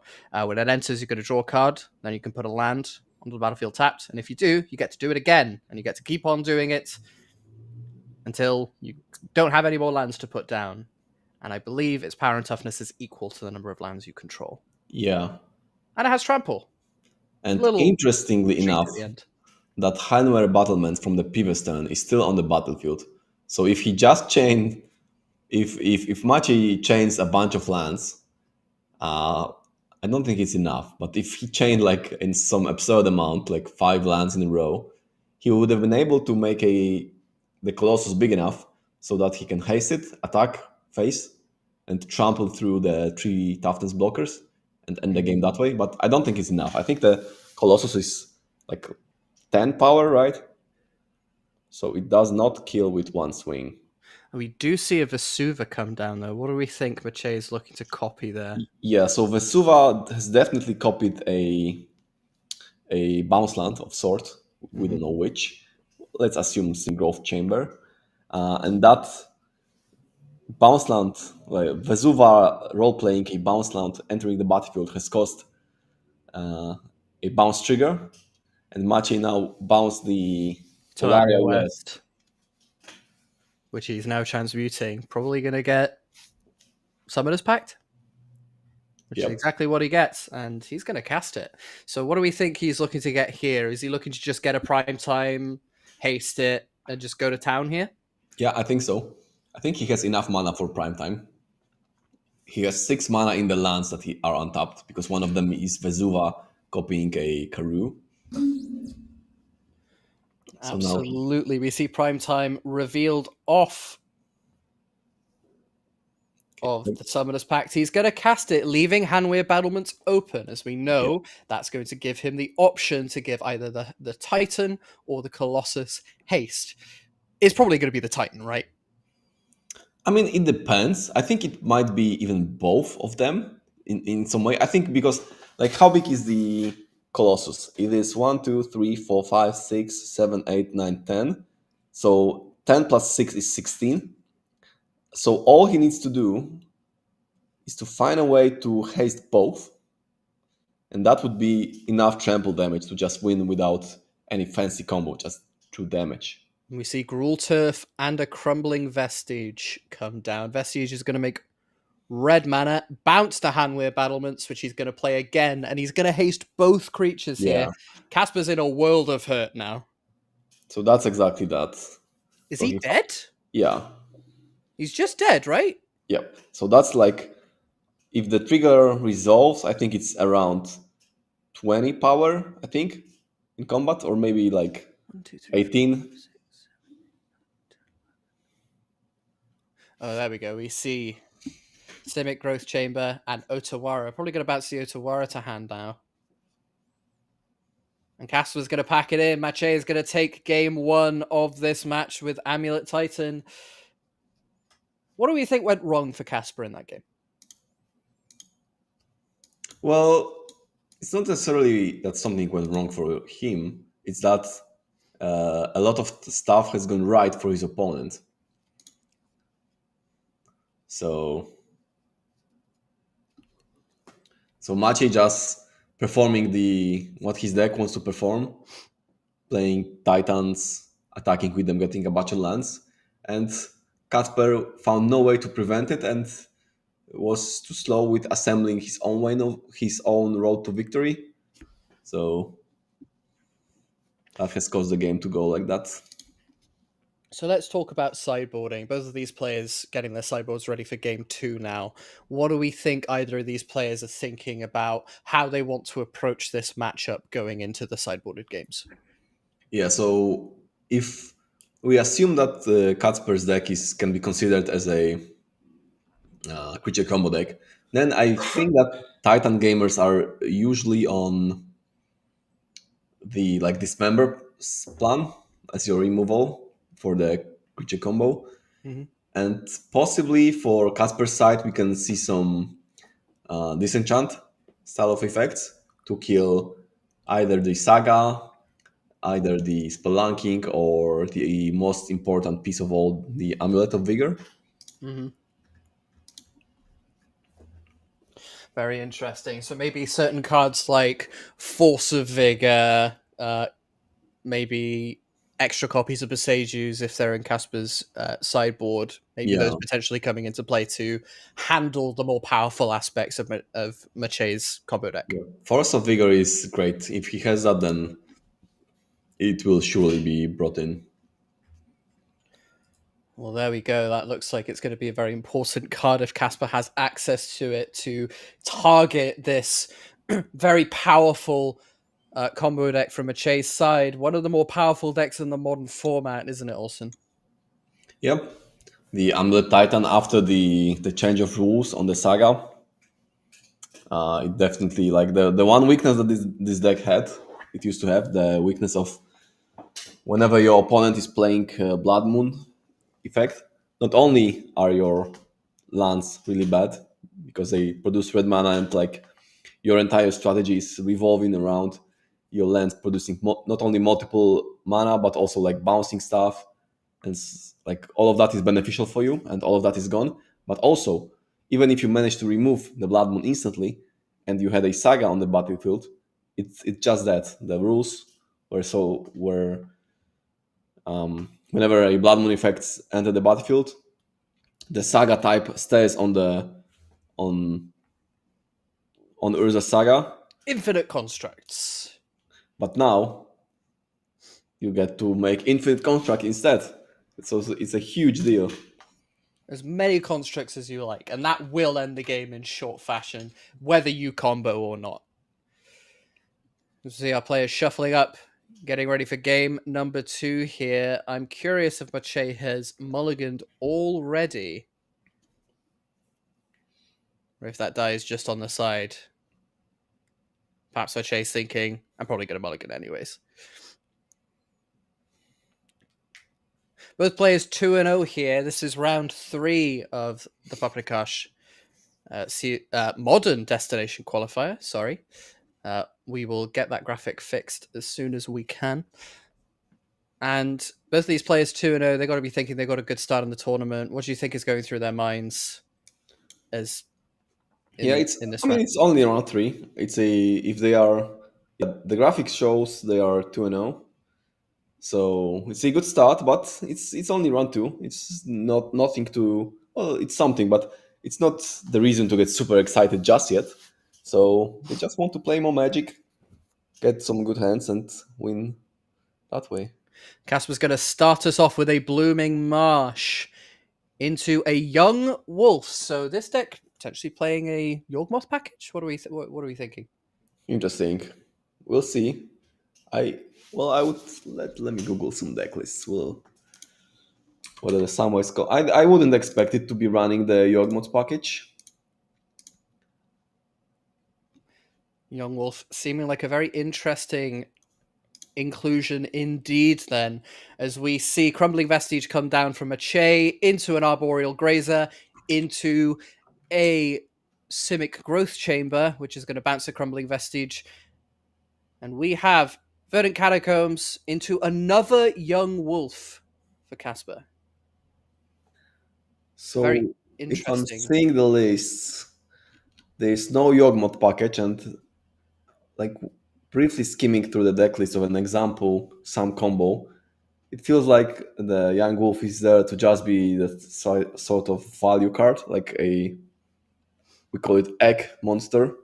So there is an egg that if you pop, there's something inside. So there's a Young Wolf, and inside of it is another Young Wolf in a way. So that's something that you can play for 1 mana and sacrifice twice to some of your other cards. It's like inside you there are 2 wolves, and on this battlefield there are 2 wolves who are themselves 2 wolves. So we've got a very interesting situation in play. As we see, Mache has played a second Arboreal Grazer and has gone into a Spelunking, and we see Shifting Woodlands in this deck. What is Shifting Woodland trying to achieve in these Amulet Titan decks? Well, it's a part of a very it's not a very complicated combo, but it's a part of a complicated combo on Titan side. So the gist of it is that you get the Aftermath Analyst, you sack it to return all your lands from the graveyard to the battlefield. Then some of the lands that you bring back are Lotus Fields, which sacrifice themselves. But thanks to Amulet of Vigor, they are untapped, so you get to float mana before they sacrifice themselves. And then you use the Shifting Woodland to copy the Analyst, and you pay the mana to activate, so that you get a land that sacrifices itself to bring itself onto the battlefield. And if the critical mass of Lotus Fields is achieved, then that nets you mana, right? So you get to create infinite mana that way. Sounds like a very powerful combo for that Mache is looking to execute here.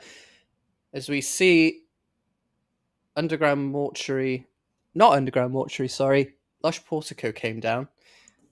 And we see Horizon Canopy come down for Casper. What do we think he's looking to do here? He's got 2 Young Wolves. They're both stonewalled by Arboreal Grazers, so he's got no real way of attacking here. What do you think is going through his mind? What is he looking to do here? I don't think he's worried that much about the Grazers. I don't think his deck cares about attacking particularly much. So I think what Casper is thinking is that he wants some of his stuff to go, to assemble. And I think this land go kind of signals to me that he might be holding a Chord of Calling and looking to summon something end step. That seems very likely here as Mache taps 6 mana, and as we know, that's a very scary sight if you're playing against Amulet Titan. I think prime time is about to come down here. But we see Scape Shift instead. I think that's equally scary. Tell us about this card. Yeah, so Scape Shift lets you sacrifice any amount of lands and search for the same amount of lands. And this kind of ties the combo that I just mentioned a while ago with. Um, so you get to fill your graveyard with a bunch of lands, and you get to search the Lotus Fields. So the combo requires a lot of cards, but a lot of them can be searched for. Mm-hmm. So see, here we see probably Maciej explaining what is about to happen to his opponent, and we'll see. Definitely looks like a player that's going through the motions and explaining how he's about to win this game. Yeah, players probably thinking that whether you need to sacrifice to pay the cost of escape shift, which is not the case. You sacrifice your lands when the escape shift resolves, so there is no gotcha. You sacrifice all your lands and I counter the escape shift and you get nothing left. So looks like the escape shift. Okay, so the lands are assembled so that to signify which mana is floating, perhaps. And Kacper is thinking about his responses. Yeah, it doesn't look like Scape Shift has resolved just yet. Maybe Casper eyeing up some responses. Yeah, I think the game is being paused right now. Well, it's not being paused; it's in progress. But Casper is thinking whether he has anything relevant under the course that we kind of predicted, and I don't think there's anything for 2 mana that can stop it. There's a bunch of stuff for 3 mana, but he only can court for X equals 2.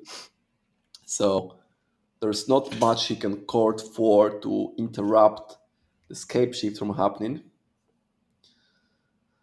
So Maciej choosing the 5 lands, he left the Simic Growth Chamber on the battlefield.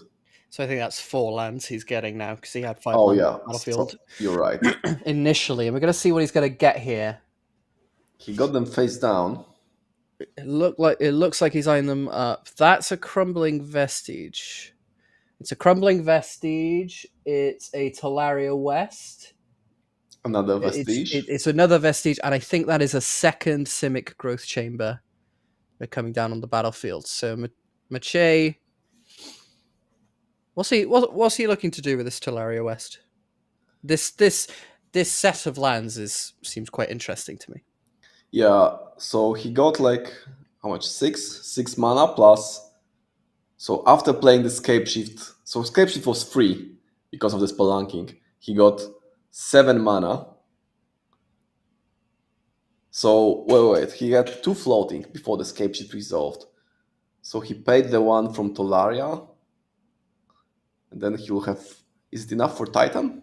Does he have 6 after all that? I mean, are there other cards other than Titan that you might be looking to go for?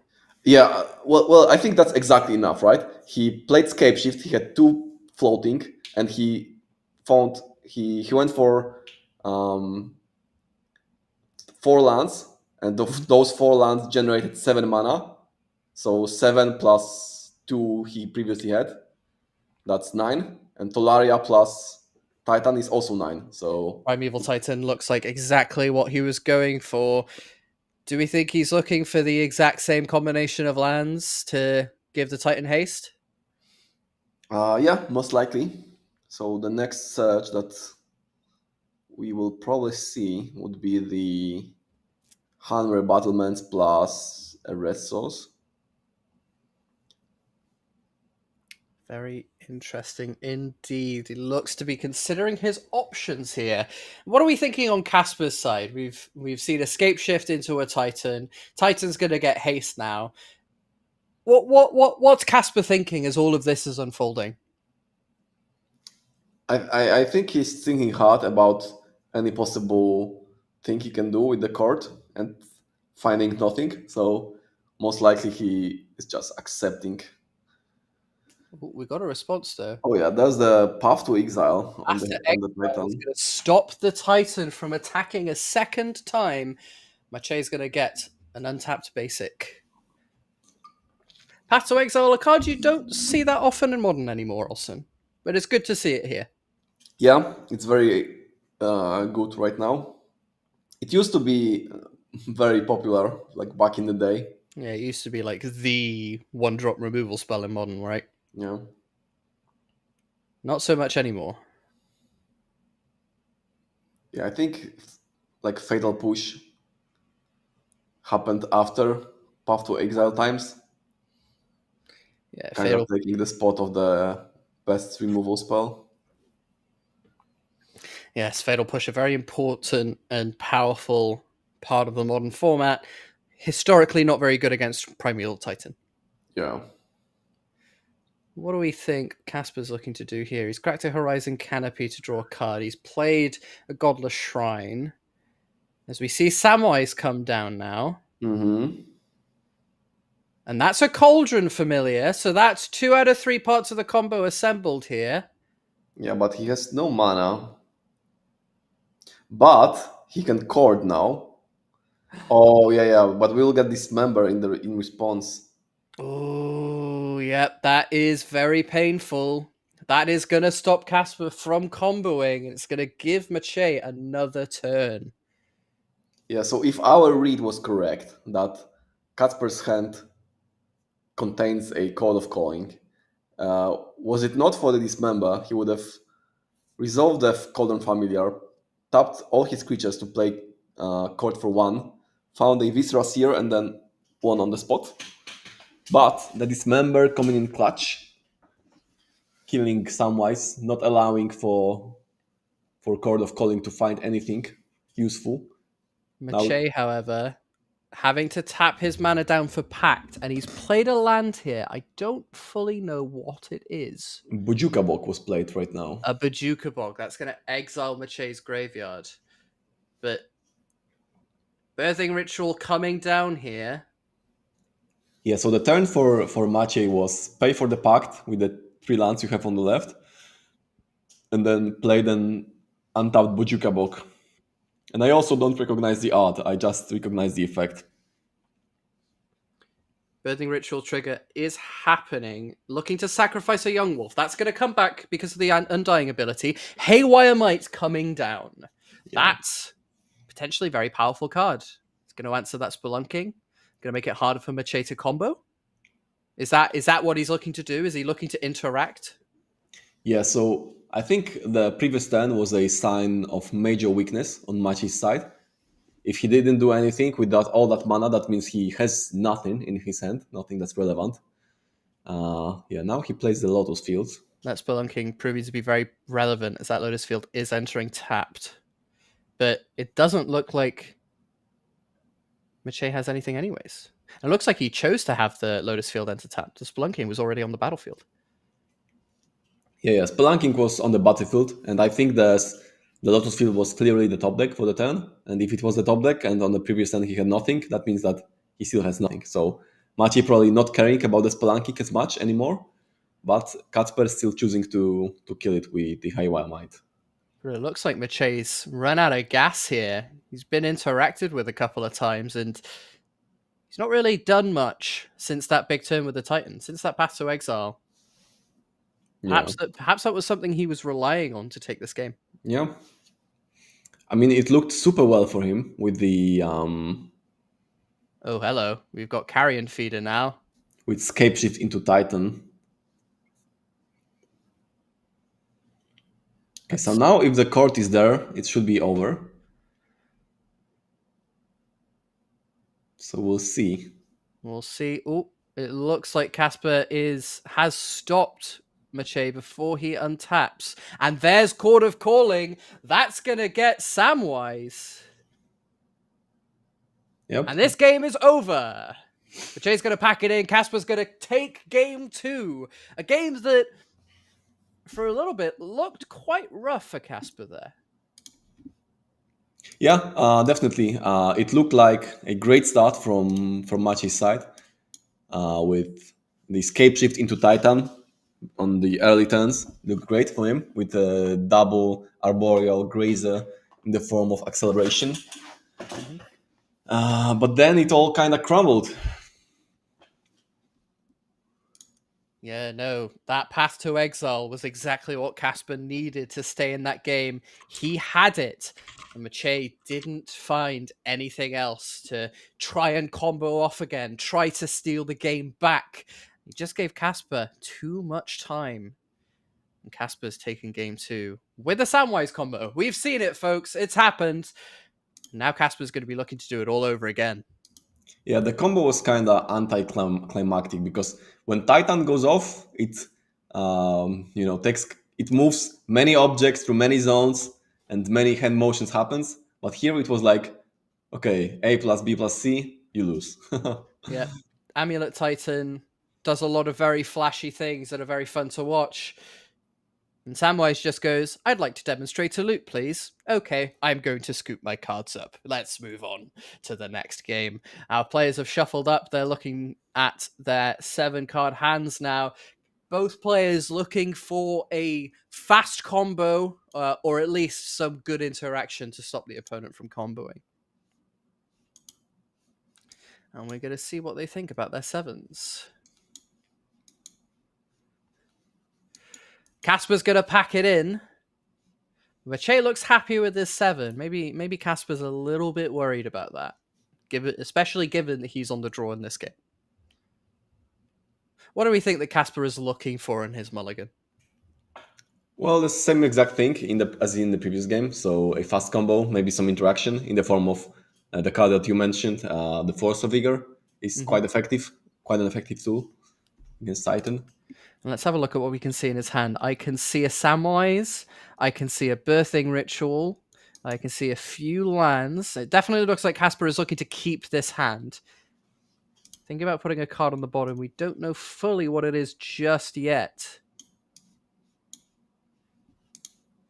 And it looks like Mache is going to start us off very shortly here. This is game 3 of the 3rd round of the Paprykarz Modern Destination Qualifier. The top 4 in this tournament are going to advance onto the RC. They're going to get an RC invite, and the winner gets an invite to the European Magic Cup. Mache has started off with an Otawara into an Amulet of Vigor. He started off with Otawara. What do we think that is telling us about the cards in his hand, Olsen? Not much.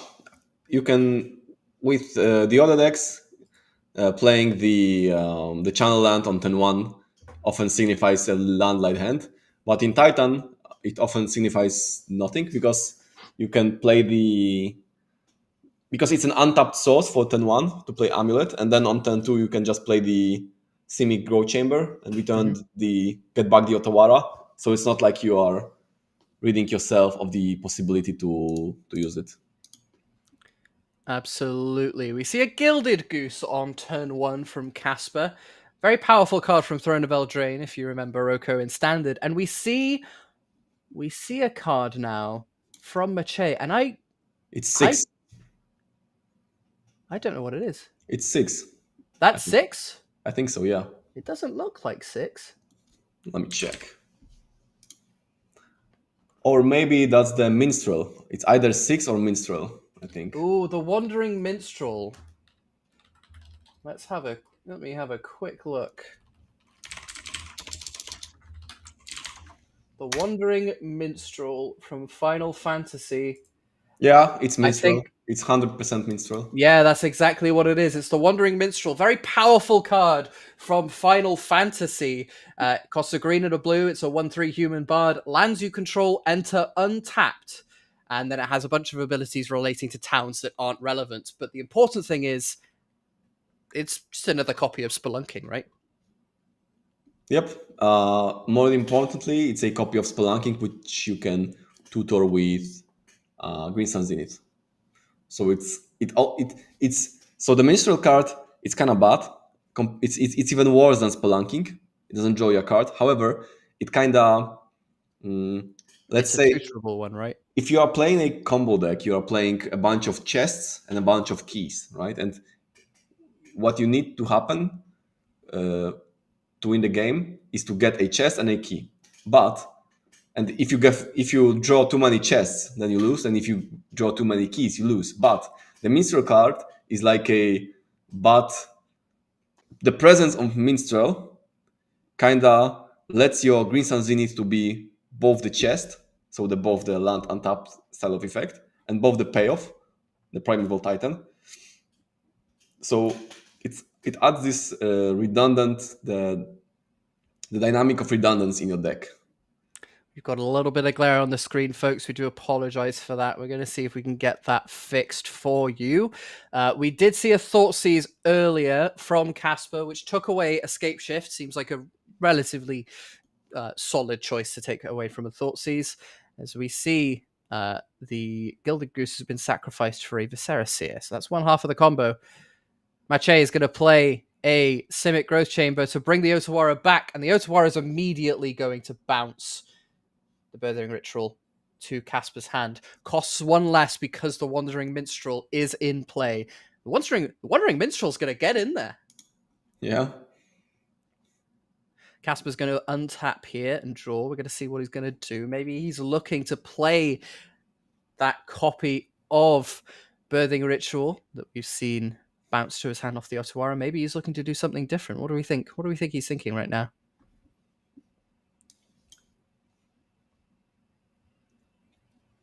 Like Casper? Yes, Casper. Well, he's being attacked by the minstrel, so I don't think his thoughts are that different. I mean, maybe he kind of sees the weakness, given the fact that the previous turn was spent like that. We see Birthing Ritual come down. The trigger's gone on the stack, and he's gone, wait, I'm going to fetch now. What do we think he's looking to do with that Verdant Catacombs? In response, it looks like Dryad Arbor has come onto the table. Yeah, that gives him, like, because Viscera Seer is the part of his 3-card combo, so he is not necessarily looking to sacrifice it, because like if you sacrifice piece A to get piece B, it's not so good. But here with the freshly fetched Dryad Arbor, he can do exactly that. So that's the best scenario for him, best lifetime. And now we see Cauldron, Cauldron Familiar come down. Another very powerful card from Throne of Eldraine, no less. It's going to enter. It's going to drain Mache for 1. So Mache's going to lose 1. Casper's going to gain 1 to the ETB effect. And you can sacrifice a food to bring it back from the graveyard to the battlefield. Very important part of this combo. Visagi's going to come down from Mache's side, tapping 4 mana. That might be a bit scary. But he's decided against it. And Casper's going to get another turn here. So that tap 4, then untap and pass kind of signals a second Otawara to me. But here we go. We see Samwise come down on the table. Combo assembled for Casper. What does Mache have to do about it? What can he do now? The timing is kind of awkward. I'm not sure whether it's assuming that Machi has Dismember. I think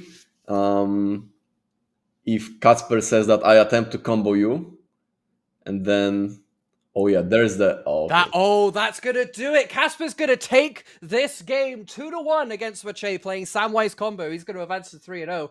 What a match! That was a very interesting match there. Yeah. So towards the end, Casper played a Sylvan Safekeeper, which kind of forces Machi to play his Dismember, assuming he even has it. And then if he goes first with the Dismember, then Casper can combo with the Samwise combo. But if the Safekeeper is on the battlefield, even if you go first for the combo and then the Dismember happens, then you just protect your guys with the Safekeeper, right? So this was a checkmate style of situation. Absolutely. It was very well played there by both players, but Casper is going to be quite happy to advance at 3-0 in this tournament. This is the 3rd round out of 7, so 5-2 should be good to get him into the top 8, so we'll be looking to get 2 more wins. Meanwhile, Mache going down to 2-1, still a very respectable record in this tournament.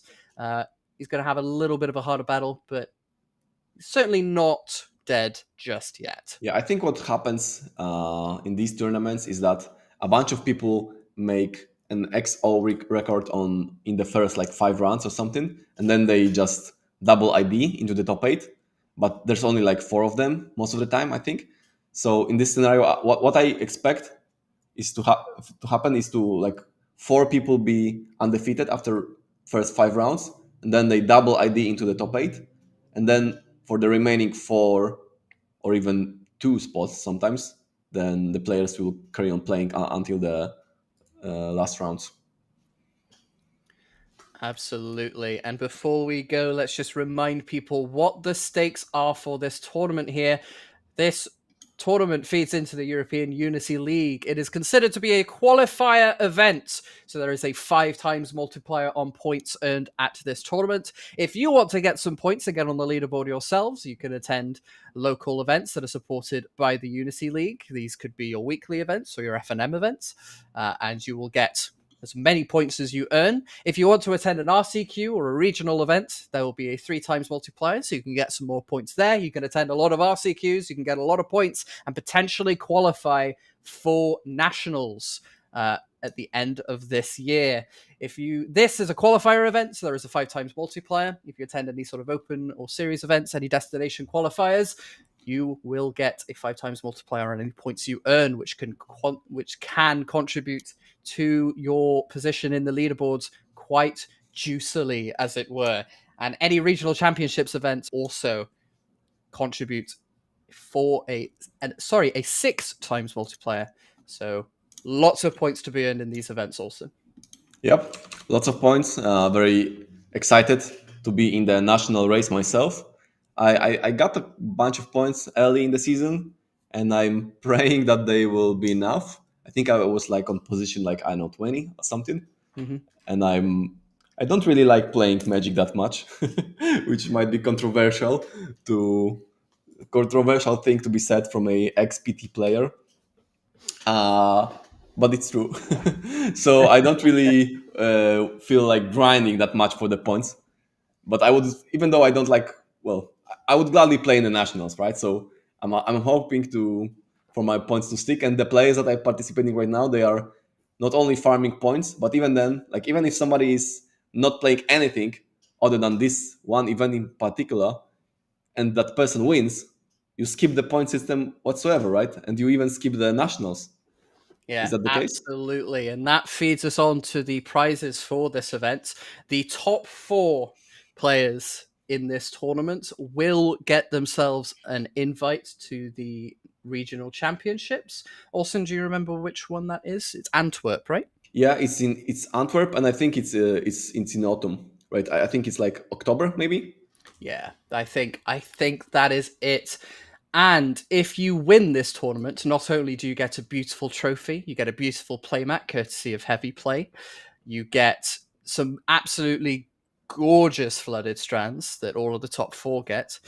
You also get a direct invitation to the Euro Magic Cup, which everybody at Nationals is going to be vying for a qualification for. So you just stamp your ticket, done, dusted, don't need to worry about anything else, really. Yeah, yeah. It's kind of like skipping one step on the ladder. You normally have to get farm points, then do well at the nationals, and then go to the main event. But this event kind of feeds you directly through the main event without the need of doing well at the nationals. Absolutely. And can I just say again, those flooded strands are absolutely gorgeous. I really want one of those actually. They look get me a playset of those flooded strands and I'll be a happy modern player. All right, folks. That does it for round number 5. We are going to take a break. And when we come back, we will have more action for you. We'll get round number 4 ready to go. So don't go anywhere. We'll be right back and we will have some magic for you shortly.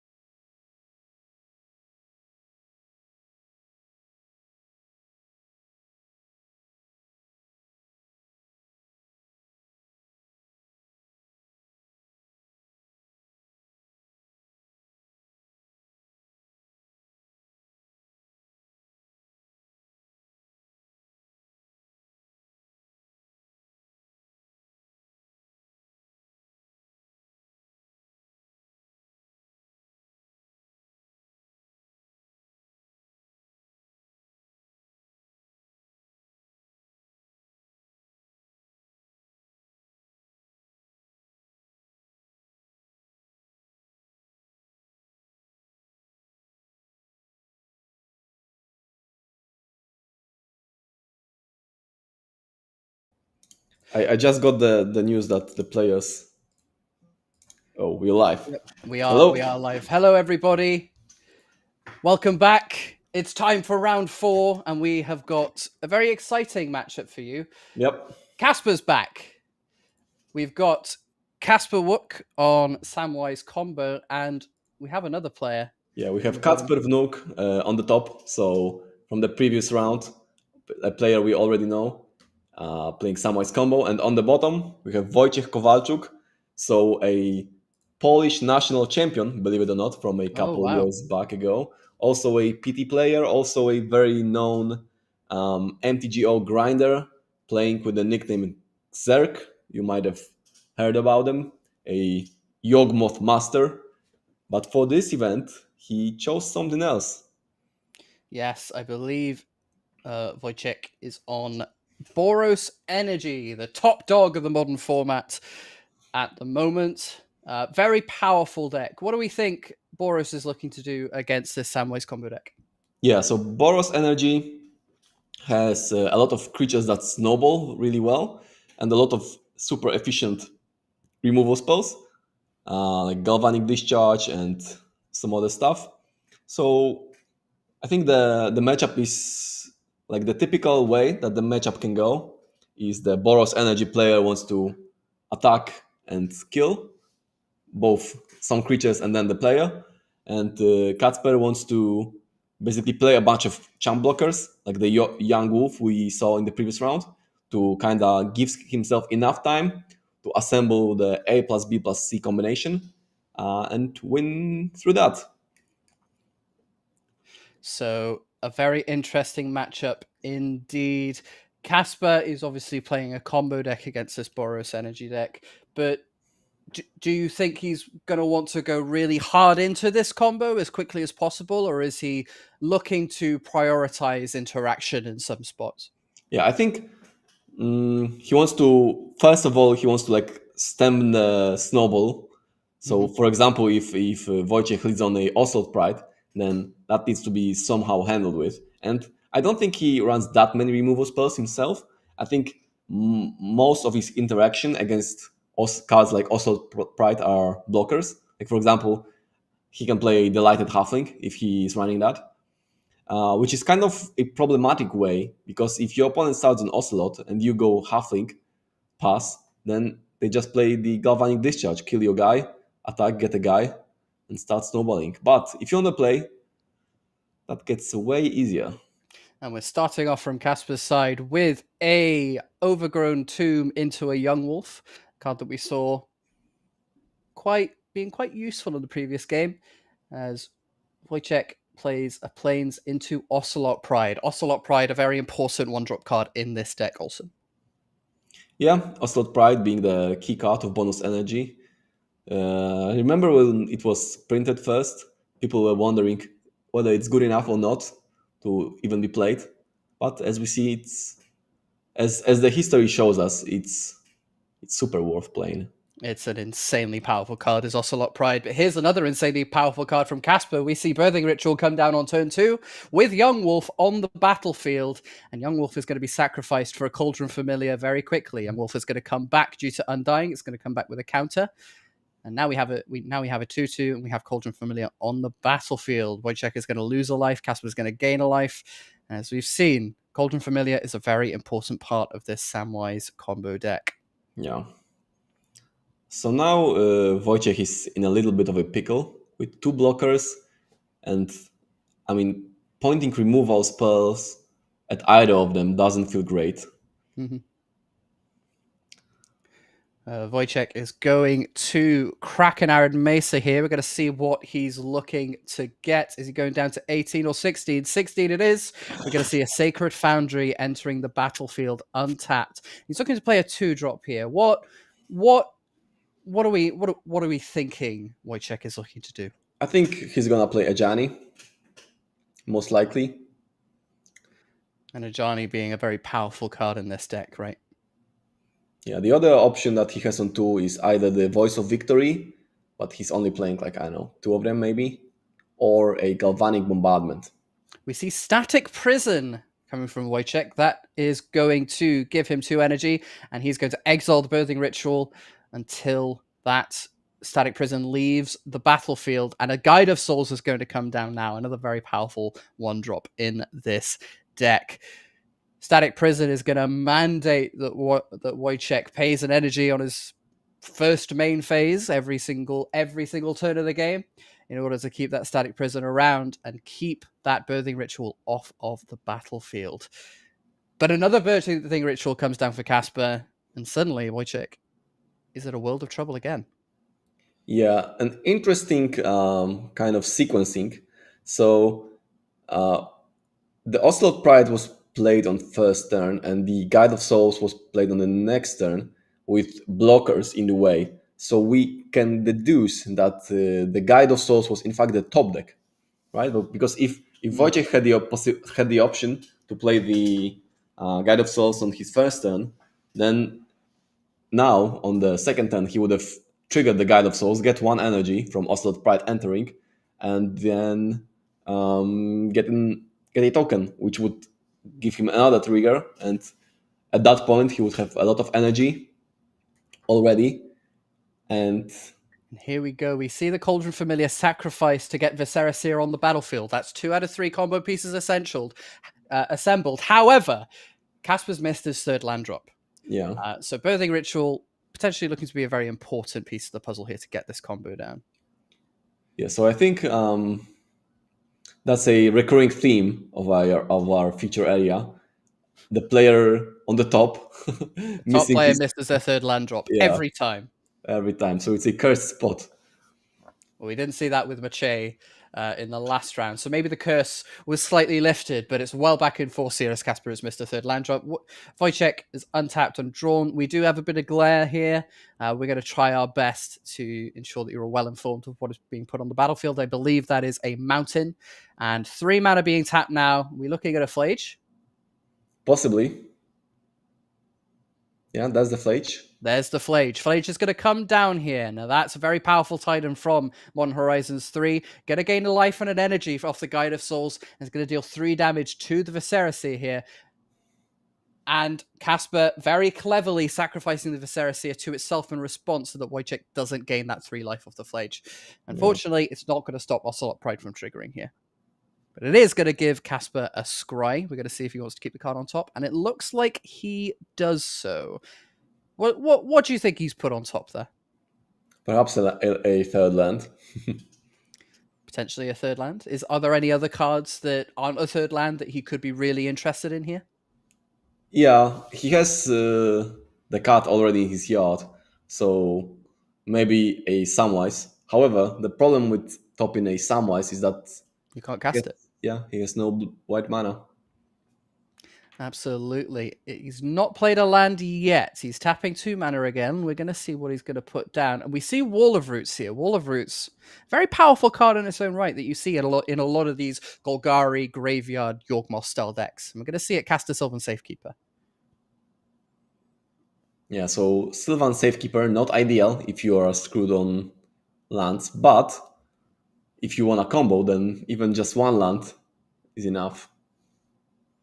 Absolutely. And we're going to get a Birthing Ritual trigger here. We're going to sacrifice the Young Wolf for a Gilded Goose, which is going to put a food into play.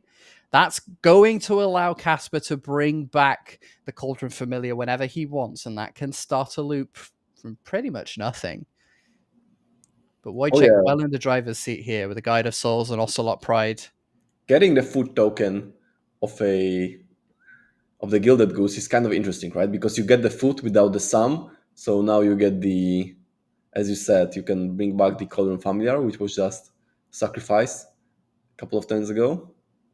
We see a second Ocelot Pride here from Wojciech that he's going to play. That's going to be very dangerous for Casper now, as we see Casper's going to get very close to getting the City's Blessing. It's going to enter. The Guide of Souls is going to trigger, gain him a life and an energy. That's not only going to bring it up to 3 energy to potentially give a creature flying now, but it's also going to trigger both of the Ocelot Prides. Potentially, we're going to see a City's Blessing on this turn. So now one interesting development is that Kacper is representing a Code of Calling for 1. So what we might see is Wojciech will attack, he'll trigger the guide, he will maybe do something in his second main phase, but then he will pass. He'll trigger the Ocelots a bunch, so he'll get a bunch of life and a bunch of tokens. But if Kacper has that Code of Calling, we might also see an end-step Code of Calling for a Viscera Seer or a Carrion Feeder. Untap, play a white mana, and then win with the combo. But we see something else. That is a Goblin Bombardment, and as we know, Goblin Bombardment is a very powerful card in these Boros Energy decks. They're able to make a lot of creatures. Tell us a little bit about some of the intricacies that you can see with Goblin Bombardment in this Boros Energy deck. Yeah, so Goblin Bombardment is obviously crazy good if you got a bunch of tokens, and with double Pride, then you do in fact have a bunch of tokens. And like Sylvan Safekeeper might seem like a reasonable way to protect your guys, but if the removals that are pointed in the way of your creatures are like coming in one after the other, again and again and again, then you suddenly use up all your lands for Shroud, and then you can no longer do it.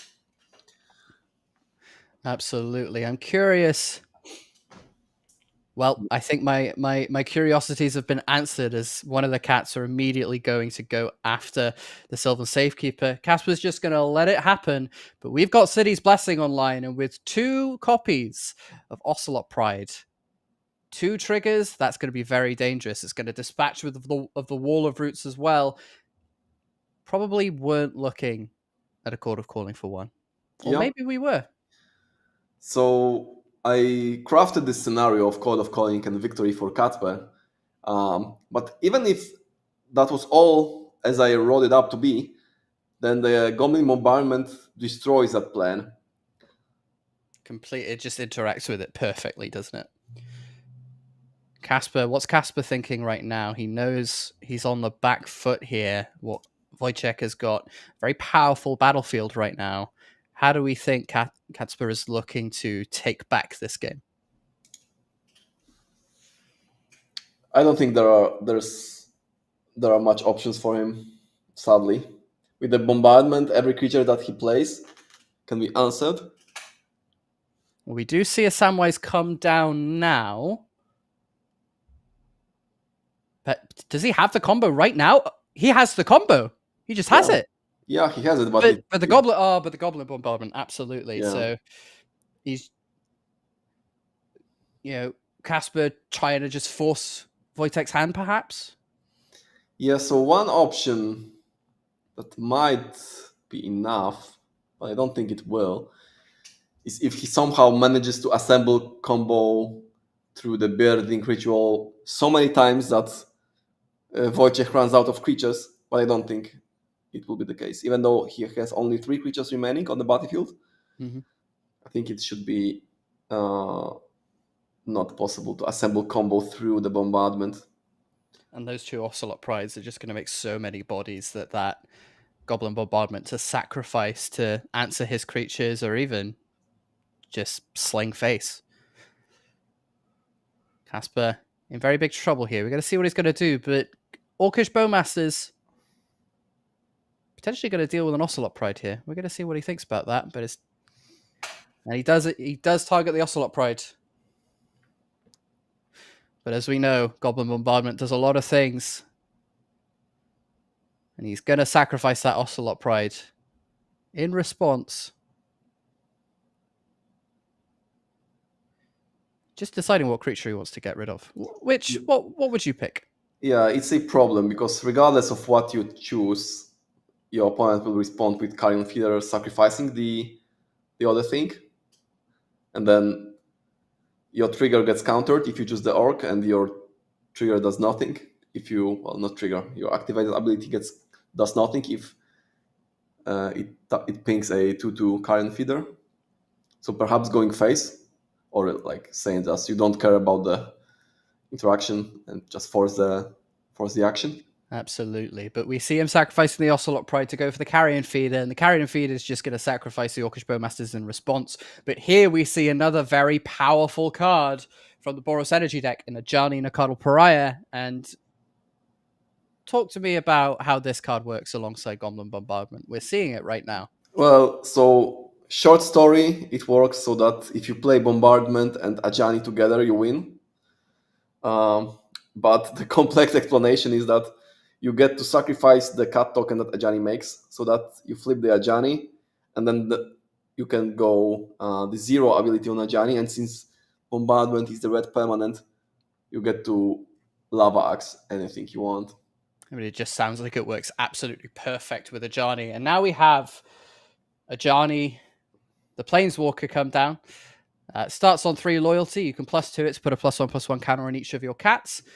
Not often used, but it is sometimes very useful to get some damage out. But you've got the 0 there where you create 2/1 cat, and if you have a red permanent, you can deal damage equal to the number of creatures you control to any target. And Catsper has seen that, and he's gone, you know what? I think we're done here. Packs it in. Wojciech is going to take game 1 against Kasper Vanuk. We're going to head into our sideboarded portion of this match now. Wojciech, a very convincing win for him. What's he looking to do in the post-sideboard games to seal the deal? Yeah, so his deck is kind of middle of the road, his main deck.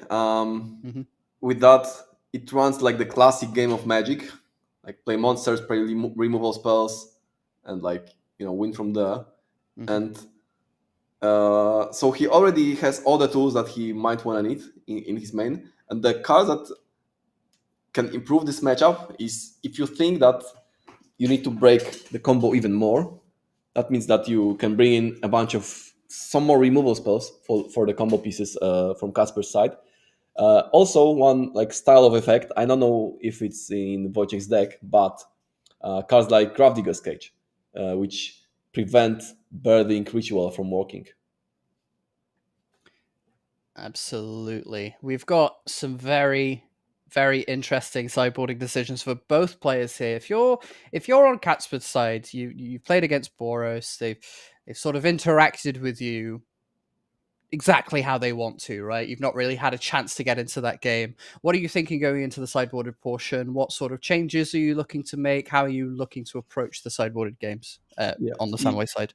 I mean, that's difficult. I think you kind of hope for a better draw and assembling your combo. Maybe you need to somehow assemble your combo through all the removal spells, which might bring you to go for the mid-range plan. So for example, if your opponent keeps a hand of, let's say, Ocelot Pride, I don't know, Guide of Souls, and a bunch of removal, then you can beat that hand quite easily with stuff like Mana Dork into Grist, which is not the part of your combo.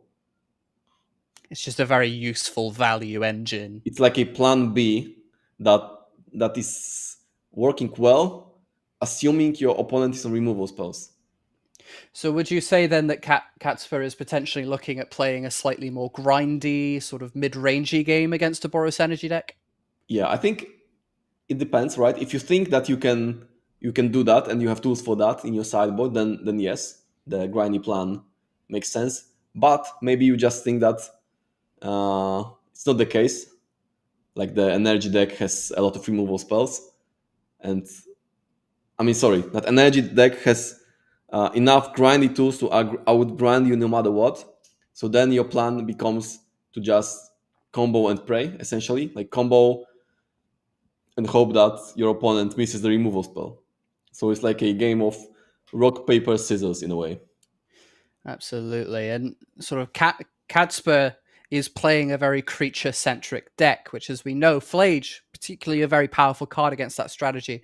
What do we think Catsper is thinking about how to answer Flage? Is he maybe thinking about sideboarding options that he can use to minimize its effect, maybe stop it from taking over the game? Well, I'm not sure. I think that because Flage kind of works best if your opponent is interacting with you, with your early plays.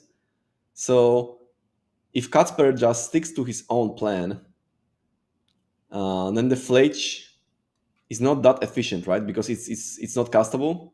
Mm-hmm. Like if all your cards are on the battlefield instead of your graveyard, then the Flage is just a lightning helix. So we'll see how he wants to approach this matchup in particular. Absolutely. And when our players are shuffling up to begin game 2, let's remind everybody as to where we are in the tournament. This is the Paprykarz Modern Destination Qualifier. This also feeds into the European Unity League. This is round 4 of the tournament. There are 85 players, so we're playing a total of 7 rounds. 5 wins should get you into the top 8, we think. So both of these players looking to advance their record and get one step away, lock themselves in a win and in. And the top 4 in this tournament will get an invite to the RC in Antwerp. And the winner of this tournament punches their ticket to the European Magic Cup in the first quarter of 2026. So lots of very high stakes, lots of wonderful prizes on offer. And Wojciech has mulliganed. But I believe Kacper also has mulliganed. So Wojciech got to be happy about that. Yeah, he's on the draw. As I keep saying, if you are going to mulligan, then you'd rather mulligan on the draw than on the play. Absolutely. I see a Chord of Calling in Kacper's hand. I don't see much more, but it looks like he's happy with his 6. And I think Wojciech, has he mulliganed a second time? Maybe. So I don't think Wojciech wants to mulligan twice.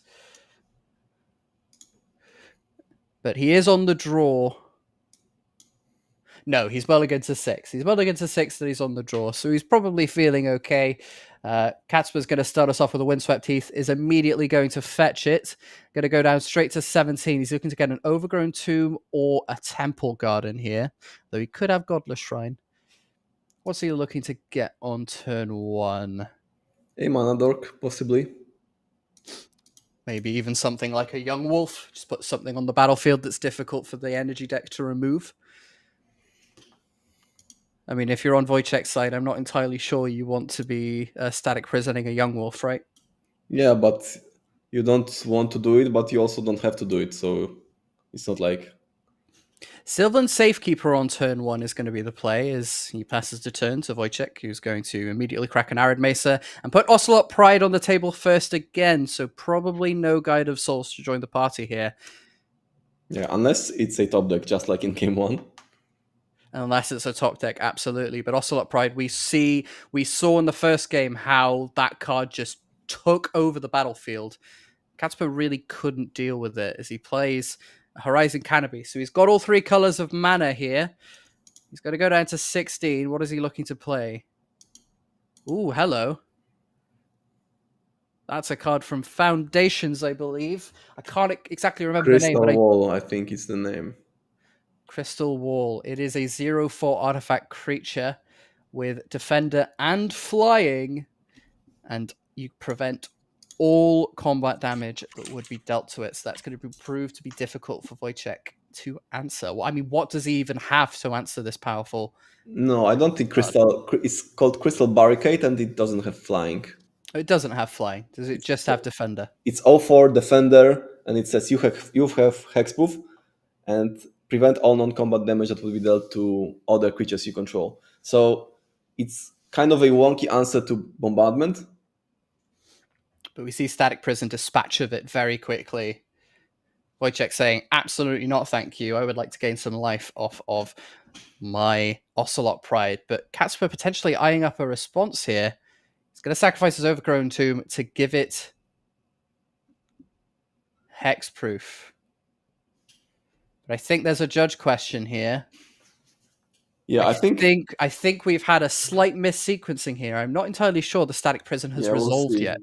We'll see how the players resolve that, but the Static Prison, you choose a target after it enters the battlefield. And if Kacper kind of said something along the lines of, in response to the Static Prison, not the trigger. But we see no energy and nothing being exiled, so the sequencing was correct. Yep.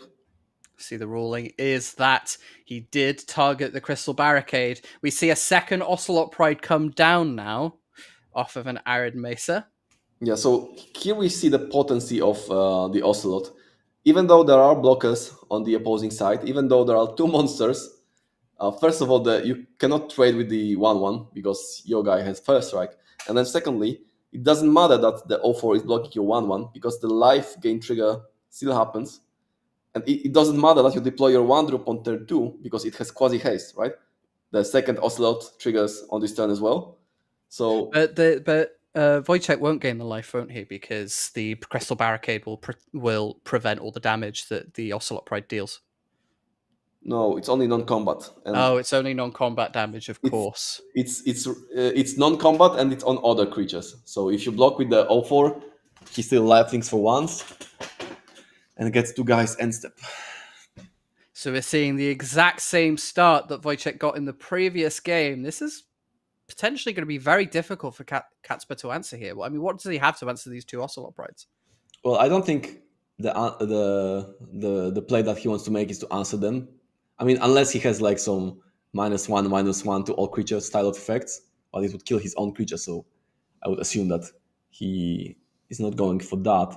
What he wants to do is combo, right? He deployed his protection creatures, so now he wants to play his combo creatures. It's very interesting. You sacrificed the land very early on to protect that crystal barricade, but that might come back to bite him as that second Ocelot Pride has already overwhelmed the crystal barricade. He's not really got very many good blocks. It's not going to do that much. As he plays the Nurturing Peatland and just passes the turn, he's not really done much here. What do you think he's got? Maybe, hopefully for him, a Code of Calling. It's castable for 1. So, for example, what can happen? So Kacper takes it, Wojciech does something, that something even can be like a Flage or a Goblin Bombardment, I think it would be, well, maybe not. Let's say something other than Bombardment for the sake of argument. And end step, Kacper goes Code of Calling for 1, find a Carrion Feeder, untap, place a third land, play Sam, play Cauldron Familiar, win the game. Right? That's possible. So even though it looks like Wojciech is greatly ahead in this game, with all the Ocelot Prides going in, dealing damage, Kacper is on a combo deck, so a combo deck can win out of nowhere. Absolutely, but we see potentially that land that he sacrificed coming back to bite him, as he doesn't have the mana to do a combo right now. As we see Ghost Vacuum come down from Wojciech's side, what do we think Ghost Vacuum is trying to do in this deck? It seems like a very powerful interactive piece. Yeah, the Ghost Vacuum is there, like, if you are comboing off with the Samwise, Sack Outlet, and the Cauldron Familia, then as the combo is going, then the Cauldron Familiar has to go into the graveyard, and then you get a choice to exile it, so that it never comes back, and the combo is broken. Absolutely, and we see Ocelot Pride is doing some stuff here.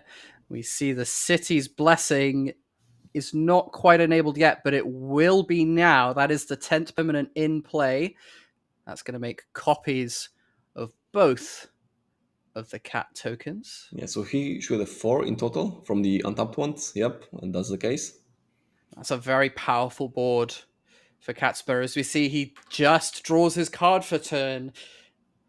There's a Ghost Vacuum on the battlefield. He's not got any of his combo pieces assembled. It's looking pretty dicey for him at the moment. But can he potentially come back from this? So we know that for Kacper to come back into this game, he would probably first need to get rid of the Ghost Vacuum and then assemble his combo. Alternatively, he can find a way to, well, kill the Ocelots, like with some small sweeper. Very interesting indeed, as we see Wojciech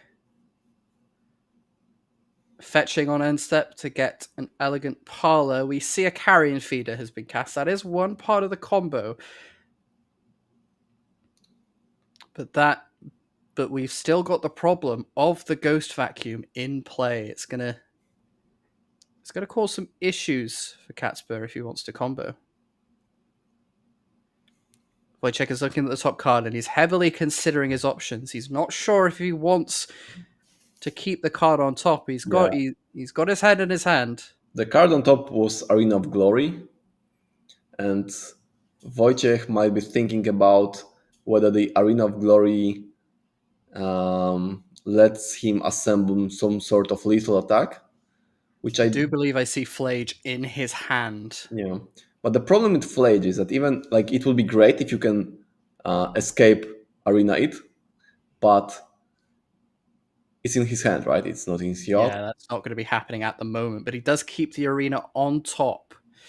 Wojciech seeing something in the Arena of Glory that's going to help him win the game in the long run. Perhaps he's thinking a little bit further ahead than just at the moment. He's eyeballing an attack with everything here. We're going to see what he's going to do. He's got 2 Ocelot Prides, and as we know, Ocelot Pride is a very powerful card in this matchup. He's already got the City's Blessing. He's going to be taking over this game. So Arena of Glory comes down. He's tapping 3 mana. It looks like he's exerting the Flage here. Exerting the Arena of Glory. We see Seasoned Pyromancer come down. Tell us about this card. Yeah, so Seasoned Pyromancer being the value card, because since the energy deck has those powerful small creatures, it wants to run them out early, and if they get swept, then you are kind of screwed. But if you played all your monsters early and your hand is empty, then you can use the Seasoned Pyromancer to discard 2 cards. But if your hand is less than 2 cards, then you get to draw without discarding. Here we see Piotr Głogowski token, a famous Polish professional gamer. It's very, very good at Magic indeed. It's a lovely token, but notably, talking about tokens, it is yet another token that's going to be doubled twice by these Ocelot Prides. Yeah. Which isn't irrelevant. As we see a full-scale attack, everything that can attack is going in the red zone. Wojciech probably recognizing that he's going to have a bunch of creatures to hold back to block anyways, just looking to get the game done. So I think it's not lethal on this turn. No. So, but it's Omega lethal on the next turn. So if Catspur having one more turn. Yeah, so Catspur needs to stay alive this turn, which is fairly easy. If you just wait. If he has 2 blockers. If he blocks the 2 biggest creatures, he takes how much? 4. He takes 7, right? He fetched. He's at 9, right? But So if he blocks with the Sylvan Safekeeper, he loses his avenue to. Well, then he doesn't have to block with it. He can just block with the barricade and take all the 1/1s. So that's 6, 8, stay at 1. And then somehow deal with the vacuum and then combo. We're going to see what Catspur is looking to do here. He has... Oh, but Horizon Canopy changes it. Horizon Canopy means that he takes 1 more. It looks like a Chord of Calling is about to be cast here, Wojciech. By Catspur. Yes, by Catspur. Yeah, Catspur is about to play the Chord of Calling. So, in fact, I had the correct read on the previous turn. He just opted not to use it in the face of Ghost Vacuum. I mean, it might have been a top deck.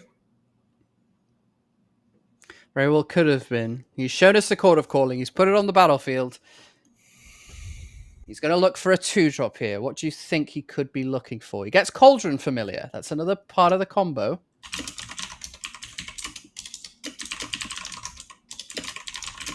And of course, because he cast a Chord for 1. But Cauldron Familiar, a card that can traditionally block. I don't know why it can block, but it can block. Yeah, I don't think it can block in in alchemy or No, it can't block in alchemy, and that was a good decision they made. in digital formats. A card I was very happy to see banned in standard back in the day. Very, very powerful card alongside Witch's Oven for those former standard aficionados. A very broken standard format that was, but Cauldron Familiar making waves in modern. Very, very unsurprising for sure. So we're going to see what Catsper's looking to do here.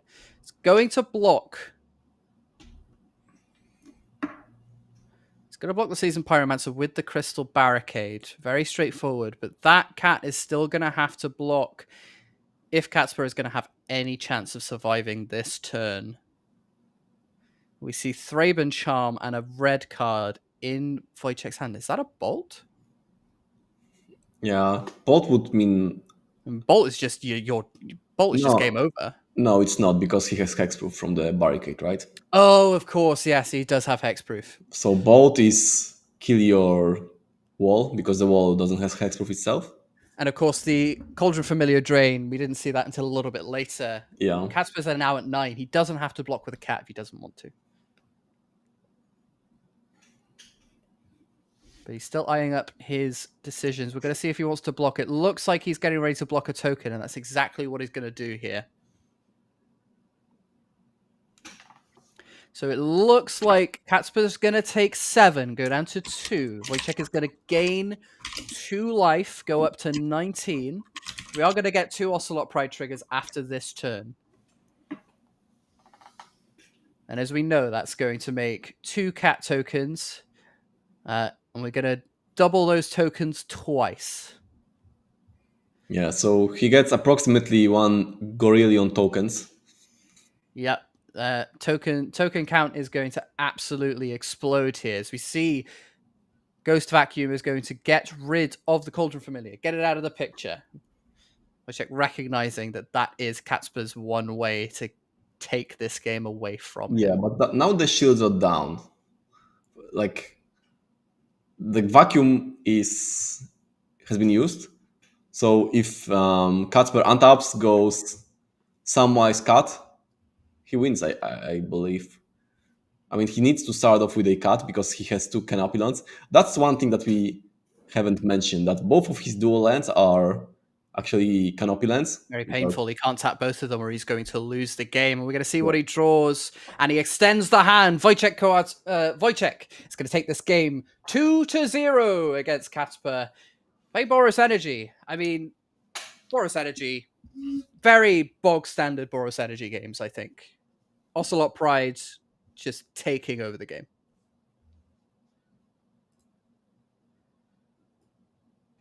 I mean, what a powerful... There's some really powerful magic there. Let's talk about that. Let's talk about that Boros Energy deck. I mean, just Ocelot Pride, Guide of Souls, Galvanic Discharge, Static Prison, Flage, Arena of Glory. It's just a very solid package of cards. Yeah, it's a simple deck. It plays very powerful cards that are powerful on their own, and somehow, like the people that build the deck managed to combine the individually powerful cards into something even greater, like stuff with Goblin Bombardment or Ajani, or even like simple stuff like Ocelot Pride turn 1. Your opponent plays a blocker, and you play Ajani on turn 2 and attack, right? So they can either take and you get a guy, or they block, your guy dies, but then Ajani flips and there's another cut coming, right? So you are in a checkmate style of position from the early turns. So yeah, very powerful deck, very very simplistic, very streamlined. One thing that the energy decks often struggles with are the combo decks. That are not resilient to that are not relying on creatures that much. So for example, like historically the like the blue Belcher or the mono red Belcher, or like maybe the storm, the Ruby Storm deck, those were all decks that have good energy game 1 matchup. However, the energy deck not only plays the good cards in game one, but because it's playing white, you can play all the hateful enchantments. right? So you can play like Stony Silence for Belcher. You can play like Pithing Needle. You can play like Orim's Chant, which stops your opponent on the combo turn. You can play stuff like Rest in Peace for the graveyard deck. All those cards are white, and they kind of like your powerful cards that you play proactively are not stumped by them, right? So you get one-sided hate.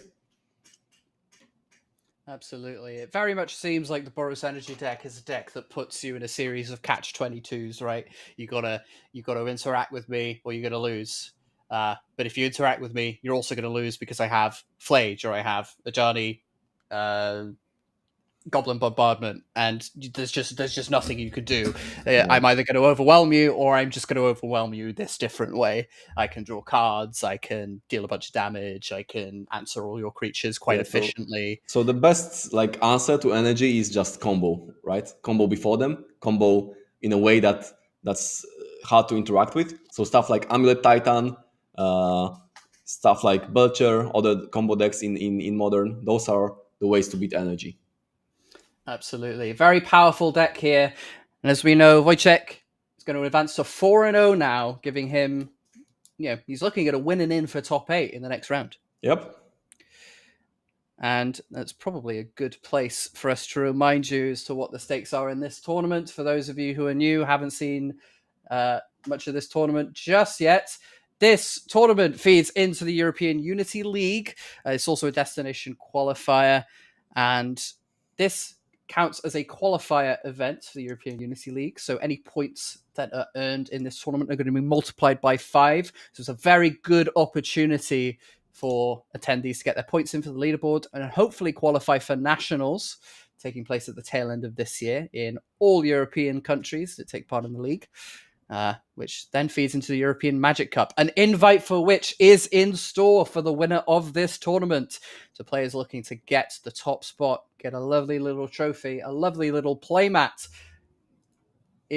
courtesy of Heavy Play, and also locking in an invite to the regional championships in Antwerp, which all of the top 4 players will be getting. So a lot of high stakes in this tournament, Austin. Yep. Very, very high stakes tournament indeed. Absolutely. Players looking to do as well as possible in this tournament, trying to get in there, trying to get their points in for the league, trying to win the Euro Cup invite, trying to win the RC invite. It's got to be at the forefront of the players' minds, especially the players which are now at 4-0 in this tournament, as they're looking at getting in the top 8 and potentially securing those invites. Yeah, so potentially just 2 matches away from securing your RC invite for some of them, because of the double ID you can take if you 5-0. We'll talk about Katzper as well. He goes down to 3-1, which is still very much live for top 8, very much live for some good prizes. Got to win out a little bit more before he can get his top 8 invite, but still in a very good position. Yeah. Absolutely. Well, that's going to do it for us for round 4 of this tournament. Don't go anywhere. We're going to take a short break. And when we come back, we're going to have round 5 ready to go for you. Don't go anywhere. Yeah. See you guys.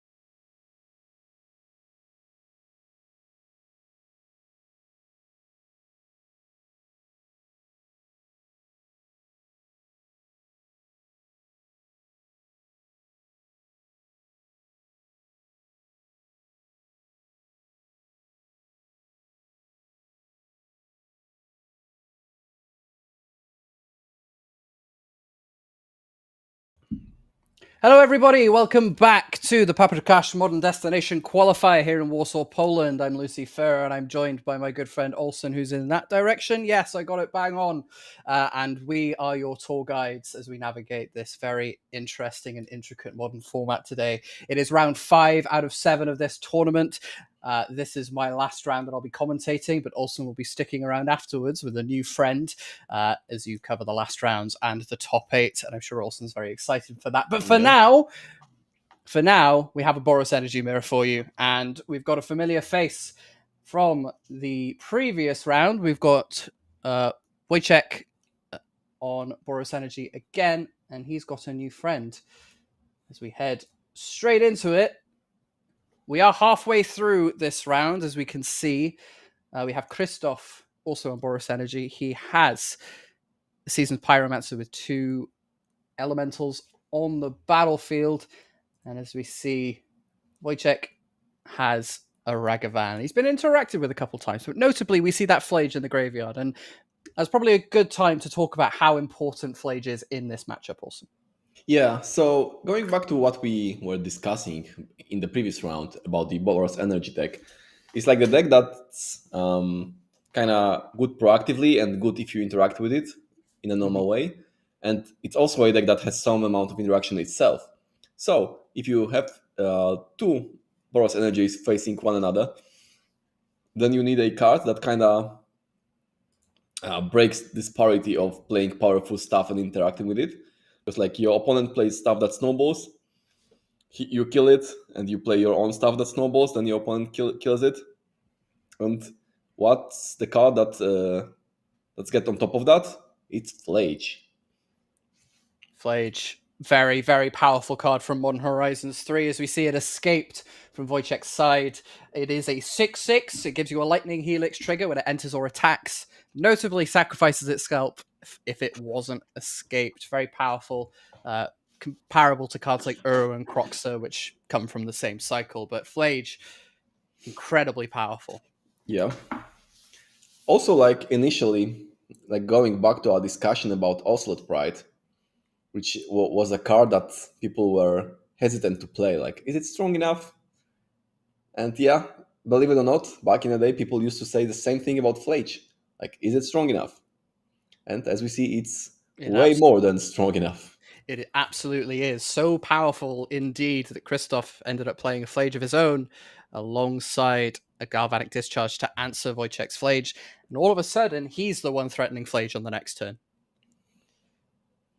Yeah, so in Wojciech's hand, there are plenty of cards, which is a good thing for him. And he has the option to kill both the tokens and attack. And killing tokens with point removal spells feels super bad. But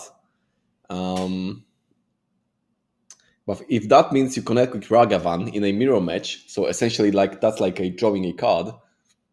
He's done it twice. That's got to feel rough if you're Wojciech. But again, you have the benefit of Ragavan coming down. But a land off the top of Christoph's deck, that's not what the doctor ordered for Wojciech. And Christoph... Also a Thraben Charm being played there, crucially enough. Oh, the Thraben Charm. Yeah, no. Flage is no longer a threat. And Christoph now has to build a board all over again. We're going to see what he's going to do now. Seasoned Pyromancer comes down. Discards a Ragavan and a Goblin Bombardment, and is going to make 2 more elementals. Those are 2 more hurdles for Ragavan to come through in this game. Wojciech is obviously not going to pay mana for static prisons that aren't exiling anything, so they're going to go straight to the graveyard after the draw step. Wojciech's going to consider his options here. He's got 4 lands. Flage needs a couple more cards in the graveyard before it can start to go off. But this Ragavan is feeling kind of stonewalled by these 1/1 tokens here. Yeah, but even though the Ragavan is stonewalled, we can see some amount of silver lining for Wojciech. Is that those static prisons felt super bad on the previous turn, killing the tokens, and then also kind of missing with Ragavan. But all of that is fueling the Titan himself, and with a fetch, it's castable right now. Oh yeah, no, absolutely. Do you think we're going to see Flage come down now? Yeah, I would assume so. I mean, depends on what is in Wojciech's hand, but I can't imagine him having anything better. and Flage, so it's a matter of whether you want to start with your strongest card or kind of bait your opponent into removing your weaker card first and then hoping that the strongest one carries. It looks like Flage is what we see, but we see Goblin Bombardment come down first. Very powerful card in general, but I feel like it also has some additional utility in this matchup as Flage also comes down escaped and answers the Seasoned Pyromancer. Yeah, Flage, Goblin Bombardment being important in this matchup as well. Those are like the two, maybe three cards that are like the most important ones in this matchup. So Bombardment, Flage, and Ajani, those are like the cards that do so much on their own. But now we see that Wojciech is actually untapped with Flage, and that's not where you want to be if you're on Christoph's side. But let's talk about the card on Christoph's side of the board. Voice of Victory has come down, and this is really a card that just works perfectly with every aspect of what Boros Energy is trying to do, right? Yeah, so for the longest part, the Boros Energy deck kind of struggled to find another 2-drop. So you had some amount of fantastic cards. For example, the Guide of Souls, the Oslo's Pride, those were your fantastic 1-drops. Then you had quite a big amount of possible 3-drops you might want to be playing. So you could play like Blood Moon, you could play like Fables of the Mirror Breaker, and like Seasoned Pyromancer, as we just saw. However, in the spot of 2-drops, there was only a Ajani and some amount of Bombardment, but you cannot play like 4. So the issue that the Boros Energy deck builders struggled with is finding some good 2-drop that kind of fits that role. And the Voice of Victory seems to be the card that's the card of choice. Absolutely. And we talked earlier about this matchup being sort of a Flage off of sorts, but now we see Flages on both sides of the battlefield here. Wojciech has managed to untap with her for a couple more turns than Christoph has. Wojciech may be looking to get rid of the Flage now so he can continue his advantage. Yeah. We're going to see what Wojciech looks to do here. He's used up his Elegant Parlor, so he could only get a Sacred Foundry. He's going to attack with the Flage, and the Flage is going to target Christoph's face, I believe. Yes, it is. Christoph going down to 11 now. Does he want to block with the Flage, potentially, and force a trade? No, he's going to take 6. Yeah, so if you cannot do anything about Flage, you probably want to trade your Flages, but that no block letting in is a sign of strength to me. It kind of signals that. Notably, Christoph did target the Flage with the Flage attack trigger, and a second Flage is going to come down, sacrifice itself to Legend Rule, and it's going to deal 3 damage to this Flage. Yeah, so exactly that. So the removal for Flage was in fact present in the form of second Flage. And Wojciech also going to sacrifice the Flage to the Goblin Bombardment, something you don't see often, but it is going to prevent Christoph from gaining the 3 life, which he so desperately needs at the moment at 7. Yeah, Wojciech kind of breaking a bunch of times, and Krzysztof kind of drawing back-to-back good stuff. But I mean, if you're in a situation like this, right, if you're flooding out, you probably want to draw your fetches so that you can thin out your deck and hopefully draw less. But we're going to see what Wojciech has here. Does he have an answer to this Flage? Because Christoph now has the upper hand here. Yeah, I think it's obvious that he doesn't, because if he had, he would have used the answer. But the question is whether he can top deck it or not. Do you think Wojciech is probably regretting using both of those static prisons to answer those tokens when he could have used it to answer a Flage? Well, I don't think so, right? If he hasn't, I mean, at that point, there was no Flage to be faced, and there were a lot of benefit to be taken from clearing the way for Ragavan. And secondly, because he used those static prisons lightly on tokens, he was able to sacrifice those static prisons with like no downside on the next turn, and that was the fuel for his own Flage. So let's assume that he opts not to static prison twice at that one turn. We see a Guide of Souls and a he wouldn't even have his own Flage to play. And we see something that we don't see often. Christoph on the end step is going to exile Seasoned Pyromancer from the graveyard and make 2 1/1s. And here's Goblin Bombardment, and Wojciech is going to pack it in. Christoph back takes game 1 in this Boros Energy Mirror. Very back and forth game that very much felt dominated by Flage. Yeah, it was dominated by Fletch, definitely. Wojciech had his Fletch first, but kind of missed out on a couple of draws in a row. And then, unluckily for him and luckily for Krzysztof, his opponent managed to chain together a bunch of good cards. Even though, like, remember, there was a point in that game where he played double Voice of Victory into Flage, which seems abysmal to play your 1-3 into a Flage to just get, tagged for free. But a couple of good draws versus a couple of bad draws, and the comeback happened. Really tells you sort of the nature of these almost mid-rangey decks playing against each other. We're going into game 2 now. Both of these decks looking to employ very similar sideboard plans. Yeah, so probably what they want to be bringing in is like some more grindy cards. So let's assume you play 3 Seasoned Pyromancer in game 1. You probably want to make it up to 4 if you have 1 in the sideboard. For example, probably not the particular cards they are playing in the sideboard. Also, like maybe some stuff against opposing Flage. Let me look up some example deck list of energy on the web. We saw how powerful as well when you do that. We saw how powerful Thraben Charm was in the matchup. It kind of feels like every single mode of that powerful instant from On Horizons 3 is incredibly relevant in the Boros Energy matchup in its own right. Yeah, from what I see, like let me look up another one. I'm looking up some example deck lists of energy, and I don't see much for the mirror, to be honest.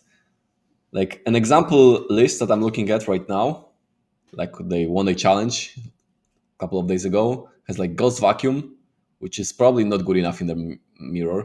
Orim's Chant, which is definitely not good enough in the mirror. Celestial Purge. Now that's the card that you might be considering because it exiles Flage for good. Yeah. But in order to do that, like for Celestial Purge to happen, your opponent needs to cast Flage twice. And if you don't care about tempo but care about card advantage, you are kind of down on cards anyway. Yeah. Because the 2 Lightning Helixes from Flage happen at that point, so I don't know. Then Stony Silence, not for the matchup. 4 Molten Rain, probably not for the matchup.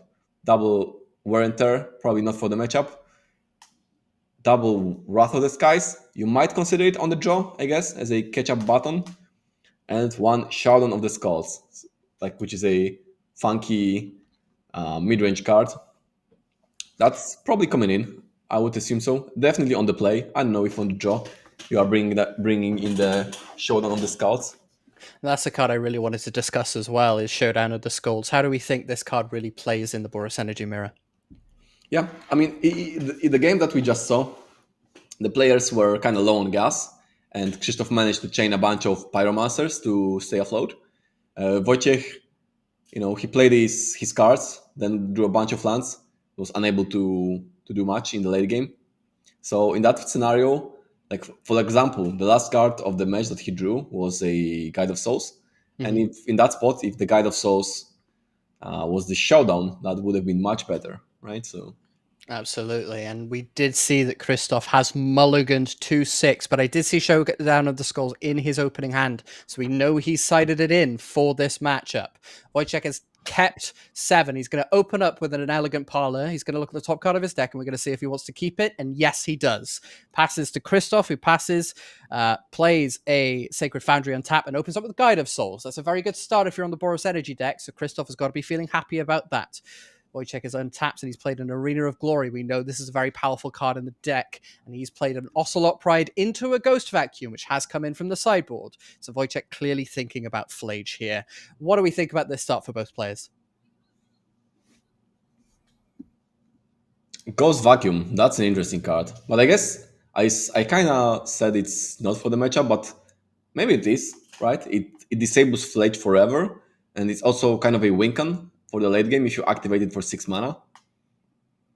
Absolutely. So definitely Ocelot Pride being... We see a Ghost Vacuum from Christoph here. Both players employing the powerful artifact from Duskmourn. But Christoph, I believe... No, he hasn't. I thought he missed his third land drop, but he was actually on the play here. Yeah. Wojciech is going to play his third land. It's another Arena of Glory. Looking a little bit light on white mana here. Yeah, but now maybe he plays Flage, kills the guide, attacks. That's exactly what he does. That's a way to get ahead, no? Pride. Absolutely. It does open him up to exiling the Ghost Vacuum off of Flage, but if it's his only answer to deal with something, I guess that play makes sense. I guess both players sort of accepting. I'm probably not going to get Flage off in this game. Mm-hmm. But we see Galvanic Discharge dispatching of the Ocelot Pride, so no cats for you. Both players on an empty board now as Christoph untaps and draws for the turn. We're going to see what he's looking to do here.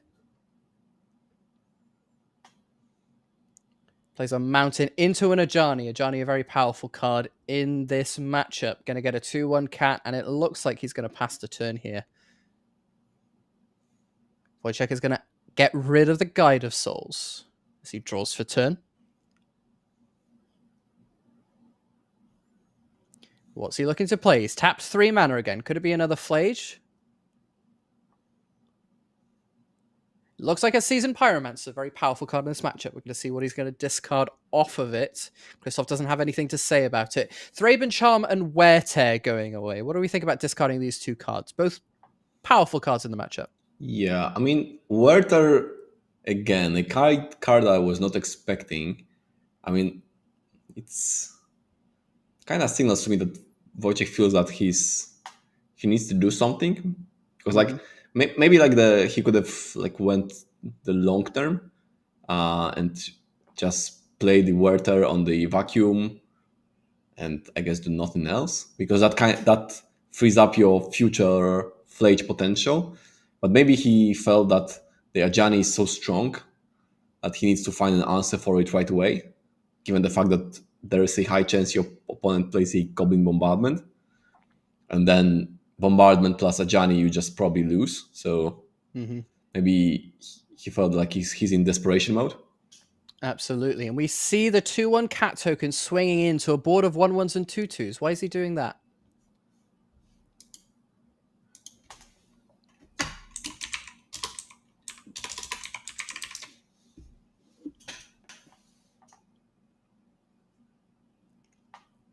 Well, I'm very curious as to why that play has happened, perhaps. Sorry, which play?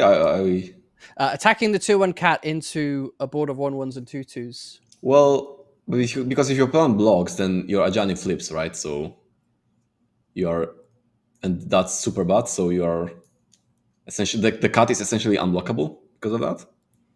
Seems like a free 2 damage from Christoph's side, but we're going to see what's happening now. It looks like Wojciech has played a Seasoned Pyromancer of his own and has played an Ocelot Pride that has been quickly dispatched of by Christoph. But he plays a Showdown of the Scolds now, and that, as we talked about, is a very powerful card in this matchup. It's going to draw him 4 cards, essentially. So we see a Ajani, we see an Arena of Glory, we see a Galvanic Discharge, and we see a fetch land here. And he plays the 3rd Arena of Glory. Galvanic Discharge is going to answer that Ajani. You've got to feel now that Wojciech is starting to turn things around, right? Yeah. So he has generated plenty of juice, let's say. And he has the Showdown, which will make his board bigger during the next 2 turns. But Krzysztof is not missing a bit either. Yep, he appears to have drawn a Seasoned Pyromancer, which is going to draw 2 fresh cards. But let's talk about that Ghost Vacuum now, Olsen. It's got a lot of creatures underneath it, and Christoph is nearing the 6 mana he needs to activate that Ghost Vacuum. Yeah, but if your Ghost Vacuum exiles only small monsters, the monsters that are coming from the vacuum are 1/1s, so it's not like super immediate 6 mana win the game type of thing. in like as opposed to standard where you might exile something like Marang River Regent, but still a very powerful option to generate a bunch of tokens. So we'll see, because like if Showdown makes Wojciech's card bigger, then it doesn't matter if the enemy goes vacuum will make an infinite amount of blockers, right? And then the game will probably just be stalled until somebody plays either Bombardment or Flage. It's a good point. And now we see Showdown of the Skalds' second and third Saga abilities coming down. Whereas now, from now on, whenever you cast any spell, you get to put a +1/+1 counter on a creature you control. We see Goblin Bombardment come down. We've discussed this at length, how this is a very powerful card in these matchups. And the combo of Ajani plus Goblin Bombardment is threatening to put Christoph in a bit of a bind. We see a counter put on one of the elemental tokens as Ajani does come down. That's going to make a 2-1 cat now that we see. We see Christoph and Wojciech using very similar tokens. I wonder if they worked on this deck together. You mean the energy counters? I'm talking about the cat tokens. They're using the same cat tokens, perhaps, and the same energy tokens as well. Perhaps they work together in this tournament. No, I don't think so. I mean, the energy token is made by, it looks like something from Aga Zagórska, just like a Polish local artist, Okay. kind of working together with Paprykarz.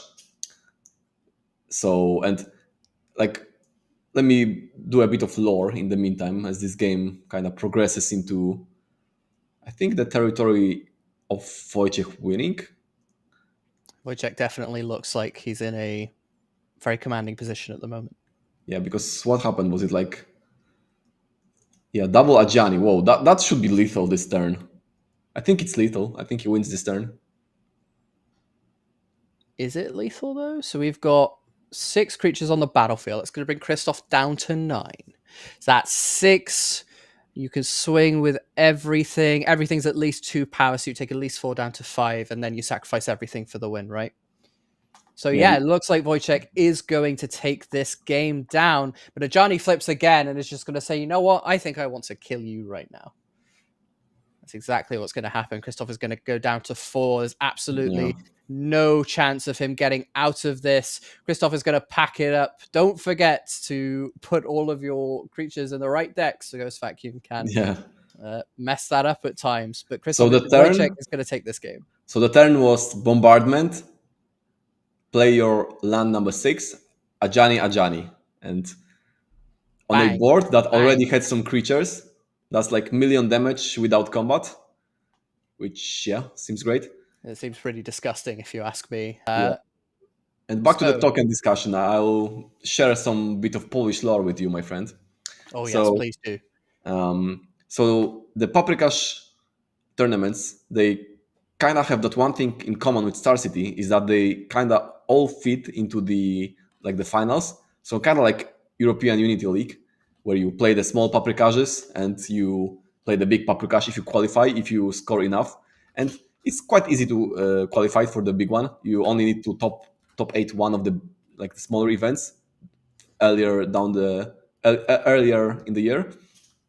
And one of the prizes for making the top 8 in the finals is the local, well, it's not Polish artist. Aga Zagórska is partnering with Paprykarz, and she makes tokens of every participant of the top 8. Right? So you get a token, you pick whichever token you want, like for example, I know, Clue token, Monk token, whatever.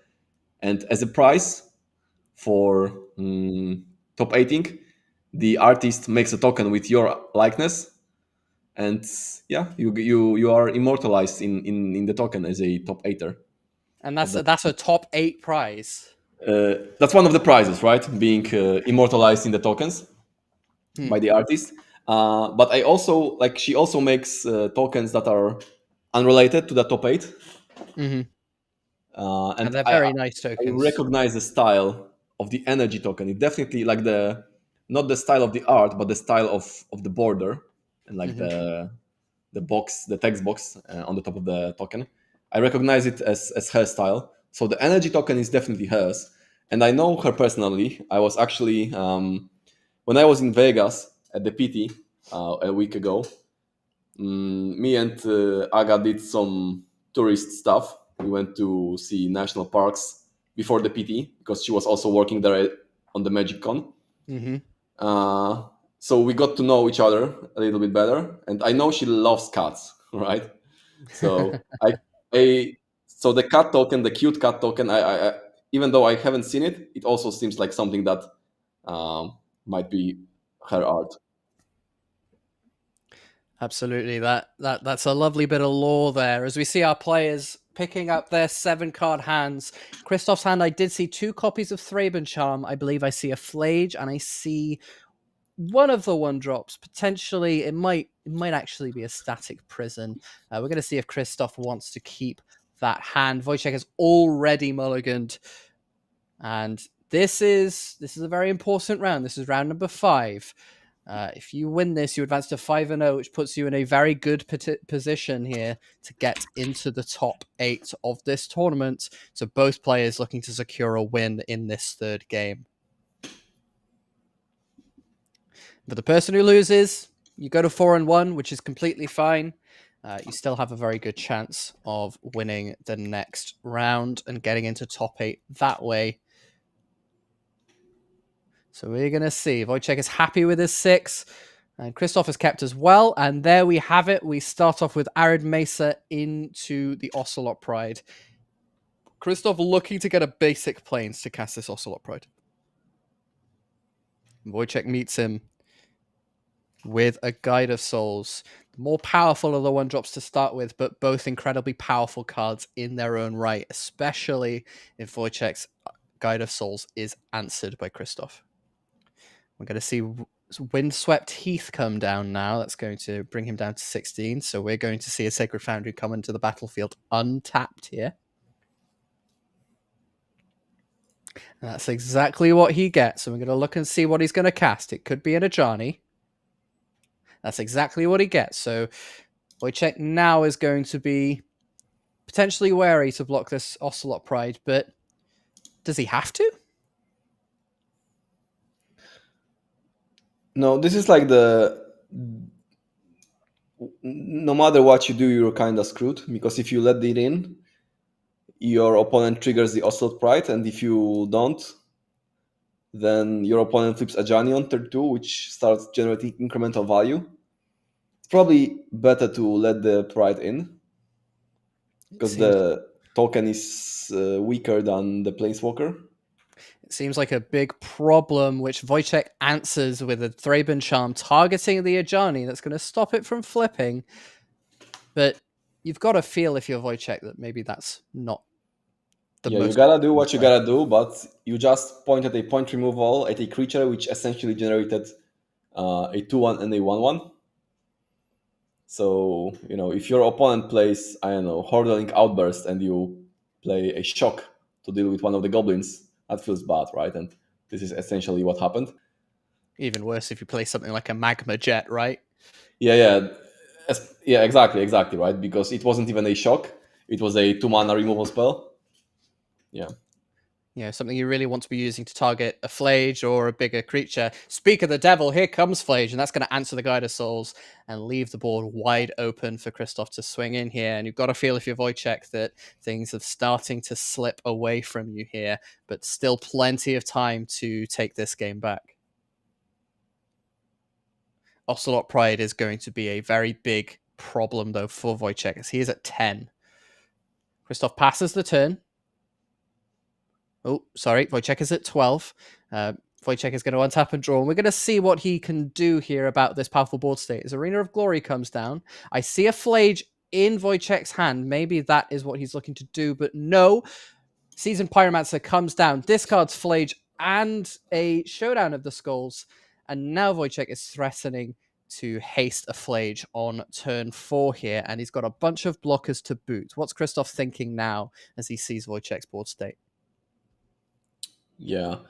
So the 2/2 of Pyromancer blocks the Pride quite well, and the tokens block the tokens quite well as well. So We'll see what's in hand. Hasty Flage definitely being a problem, especially since like your removal of choice, the static prison, is sorcery speed. So you cannot like really answer it after it has been played. Here's the Unless thing. you have some stuff like Celestial Purge from your sideboard or a Tribune Charm in the form of graveyard removal. Absolutely. We do see that Christoph also has a Flage in the graveyard, so maybe looking at the same back and forth. Elegant Parlor was the land for turn, and he's kept the card on top. Static Prison is going to deal with the Seasoned Pyromancer, and now Wojciech is going to have a hard time answering this Ocelot Pride once Yeah, more. but he can double block it, yeah. He's going for exactly that.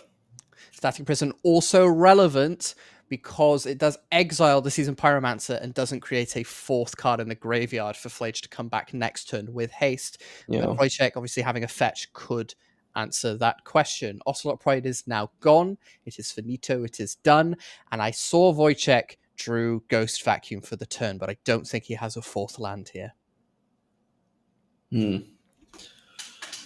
No Hasty Flage kinda gives an opening for Krzysztof. Absolutely. But Ghost Vacuum off the top, which he is going to cast, does stop Flage from coming back, which is going to buy him valuable time. We see the Arid Mesa as well coming down. So Wojciech did have had the option. Yeah. He had the option of bringing the Flage back if he wanted to, but maybe he sees something that we don't and wants to try a different strategy as Ocelot Pride comes down on Wojciech's side. Thraben Charm is going to punish that. That's an expert play. That's a reward, right? Because had Wojciech chose to play the it wouldn't be as much of a punishment, right? But if he goes fetch, crack to add a fifth card into his yard, then Krzysztof responds with Trap and Charm, and then he naps not only the graveyard but also the land for the fetch. But because Wojciech opted to do something else with the turn, play the vacuum and play the pride, then that's one more card in his yard for future Flage purposes. Absolutely. And Christoph playing very well himself, right? Using the Static Prison to exile the one card that could go in the graveyard so that Wojciech just doesn't have an avenue to cast the Flage on his turn, meaning that the Thraben Charm is always relevant. Yeah. So very expert play by both players. Wojciech is going to get an Elegant Parlor now and is going to look at the top card of his library. He's considering it. We don't know what it is, but it looks like he's considering keeping it. But we're going to see if that's what he wants to do. His head is deep in the tank here. He is behind on the board. Christoph has cast the Showdown of the Skulls and has a bunch of cards. I think he's just showing off all the cards in his exile, which does include a Showdown of his own. Wojciech looking at his options here, but it looks like he was starting to stabilize the board, but maybe Christoph is sort of pulling the rug from under him. Yeah. With his previous turn was not so good with the fact that he just played Vacuum and Ocelot. And especially with Showdown on Krzysztof's side, then you kind of get a huge boost of juice, of fuel for your plays without the need to use your graveyard for Flage purposes. So Krzysztof having a lot of cards at his disposal. Now we're going to see Ocelot Pride come in now. Now, what is Christoph thinking about his blocking options here? Yeah, so I think that's kind of interesting because we surely know that Krzysztof is aware that he is capable of double blocking because Wojciech did it to him. So I think he just triple blocked, perhaps. But Wojciech also knows that there is a Goblin Bombardment in the exile pile for Christoph, so maybe he's thinking something about that. Yeah, just willing to trade creatures before the bombardment happens. Speaking of bombardment, we've seen him exile one of his own, and I do also see a Guide of Souls in that exile pile. I don't know what the other two cards are, as he's got them all in one stack, but I'm sure we'll find out very soon. Yeah, I think one important thing is that he failed to exile a land. I think that's 4 spells in the Showdown. So he missed his 5th land drop. That is potentially going to hurt for Wojciech. He's behind on board. He's missed a couple of land drops. Christoph is casting a Seasoned Pyromancer. I believe it has haste now. And he's going to go full swing. You've got a 3-3. Wojciech is just going to chump block here and extends the hand. Christoph is going to take this game 2-1 and advance to 5-0 in the Paprykarz Modern Destination Qualifier, putting himself in a prime position to take a top 8 spot here. Wojciech himself goes down to 4-1. Both players played that match absolutely beautifully also. Yeah, I agree. Well played from both players. That opening, Krzysztof being on the play, playing Ocelot into a Ajani, and Wojciech being forced to just play Trabin Charm on his turn 2, while already being so behind on board, kind of, was too much to come back from later. Like his start was Krzysztof's start was excellent. Wojciech's start was kind of clunky, and then he was forced to be on the back foot for the remainder of the game, and it just was not good enough. Yeah, it was a very difficult match for Wojciech, but very well played by both players. Really showing you the intricacies that play in the Boros Energy Mirror. Yeah. I mean, that first game being so back and forth with Wojciech having a flage, Christoph answering with a flage of his own, answers Wojciech's flage, and then Wojciech just crashes out, essentially, and loses that game when he was so far ahead at the start. Yeah. But that was round 5 for us. We have Wojciech, who is in prime position to put himself in the top 8. And if you're in the top 8, you can get yourself some juicy prizes. And we're going to talk about them right now. If you get into the top 4 of this tournament, not only do you get some wonderful deck boxes and an absolutely beautiful Flooded Strand, can I add, courtesy of Heavy Play, the deck boxes are. You also get an invite to the regional championship in Antwerp, which is taking place in October. Yeah, I believe so. So that's a wonderful opportunity. And if you win this tournament, let's not forget the winner of this tournament will be locking in an invite to the European Magic Cup. So that's a very, very big prize that our players will be looking to snag for themselves. And not only that, you get a wonderful playmat courtesy of Heavy Play and absolutely gorgeous trophy. On top of all of the very cool prizes available from the Paprykarz side. And you also get points for the European Unity League leaderboards. And if you want to participate yourself, you have several options. Also, why don't you talk about the options that people have to play and qualify for the national tournament? Yeah, so essentially, if some of you might remember the old school Planeswalker points style of thing, where you play your local events, you grab some points, you play some bigger events, some more serious events, and you grab more points because there's a multiplier for each point you win, and so on and so forth. And then at the end of the season, everybody gets tallied up, whoever has the most points, and then the threshold is, it depends on the country. For Poland, it's about 80, I think.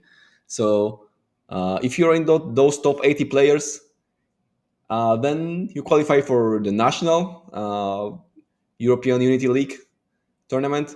And then from that, the top 8 goes to the main event, the European Magic Cup, with 20,000 euros in prizes. So a great thing to play for. Yeah, very you outside of the normal RC PT circuit. We have this other circuit right now with the European Unity League. It's a great thing to have. Some more serious tournaments to play in, to compete in. Absolutely. And obviously the winner of this tournament will be punching in their ticket early to the European Magic Cup, which is taking place in Bologna, Italy at the start of next year. So players really vying to get that invite to the tournament. And Wojciech, as we discussed, put himself in a good position to be in with a chance. All right, that is it for round number 5 of the Paprykarz Modern Destination Qualifier in Warsaw, Poland. We're going to take a short break. I'm going to be disappearing. It's been wonderful commentating for you today.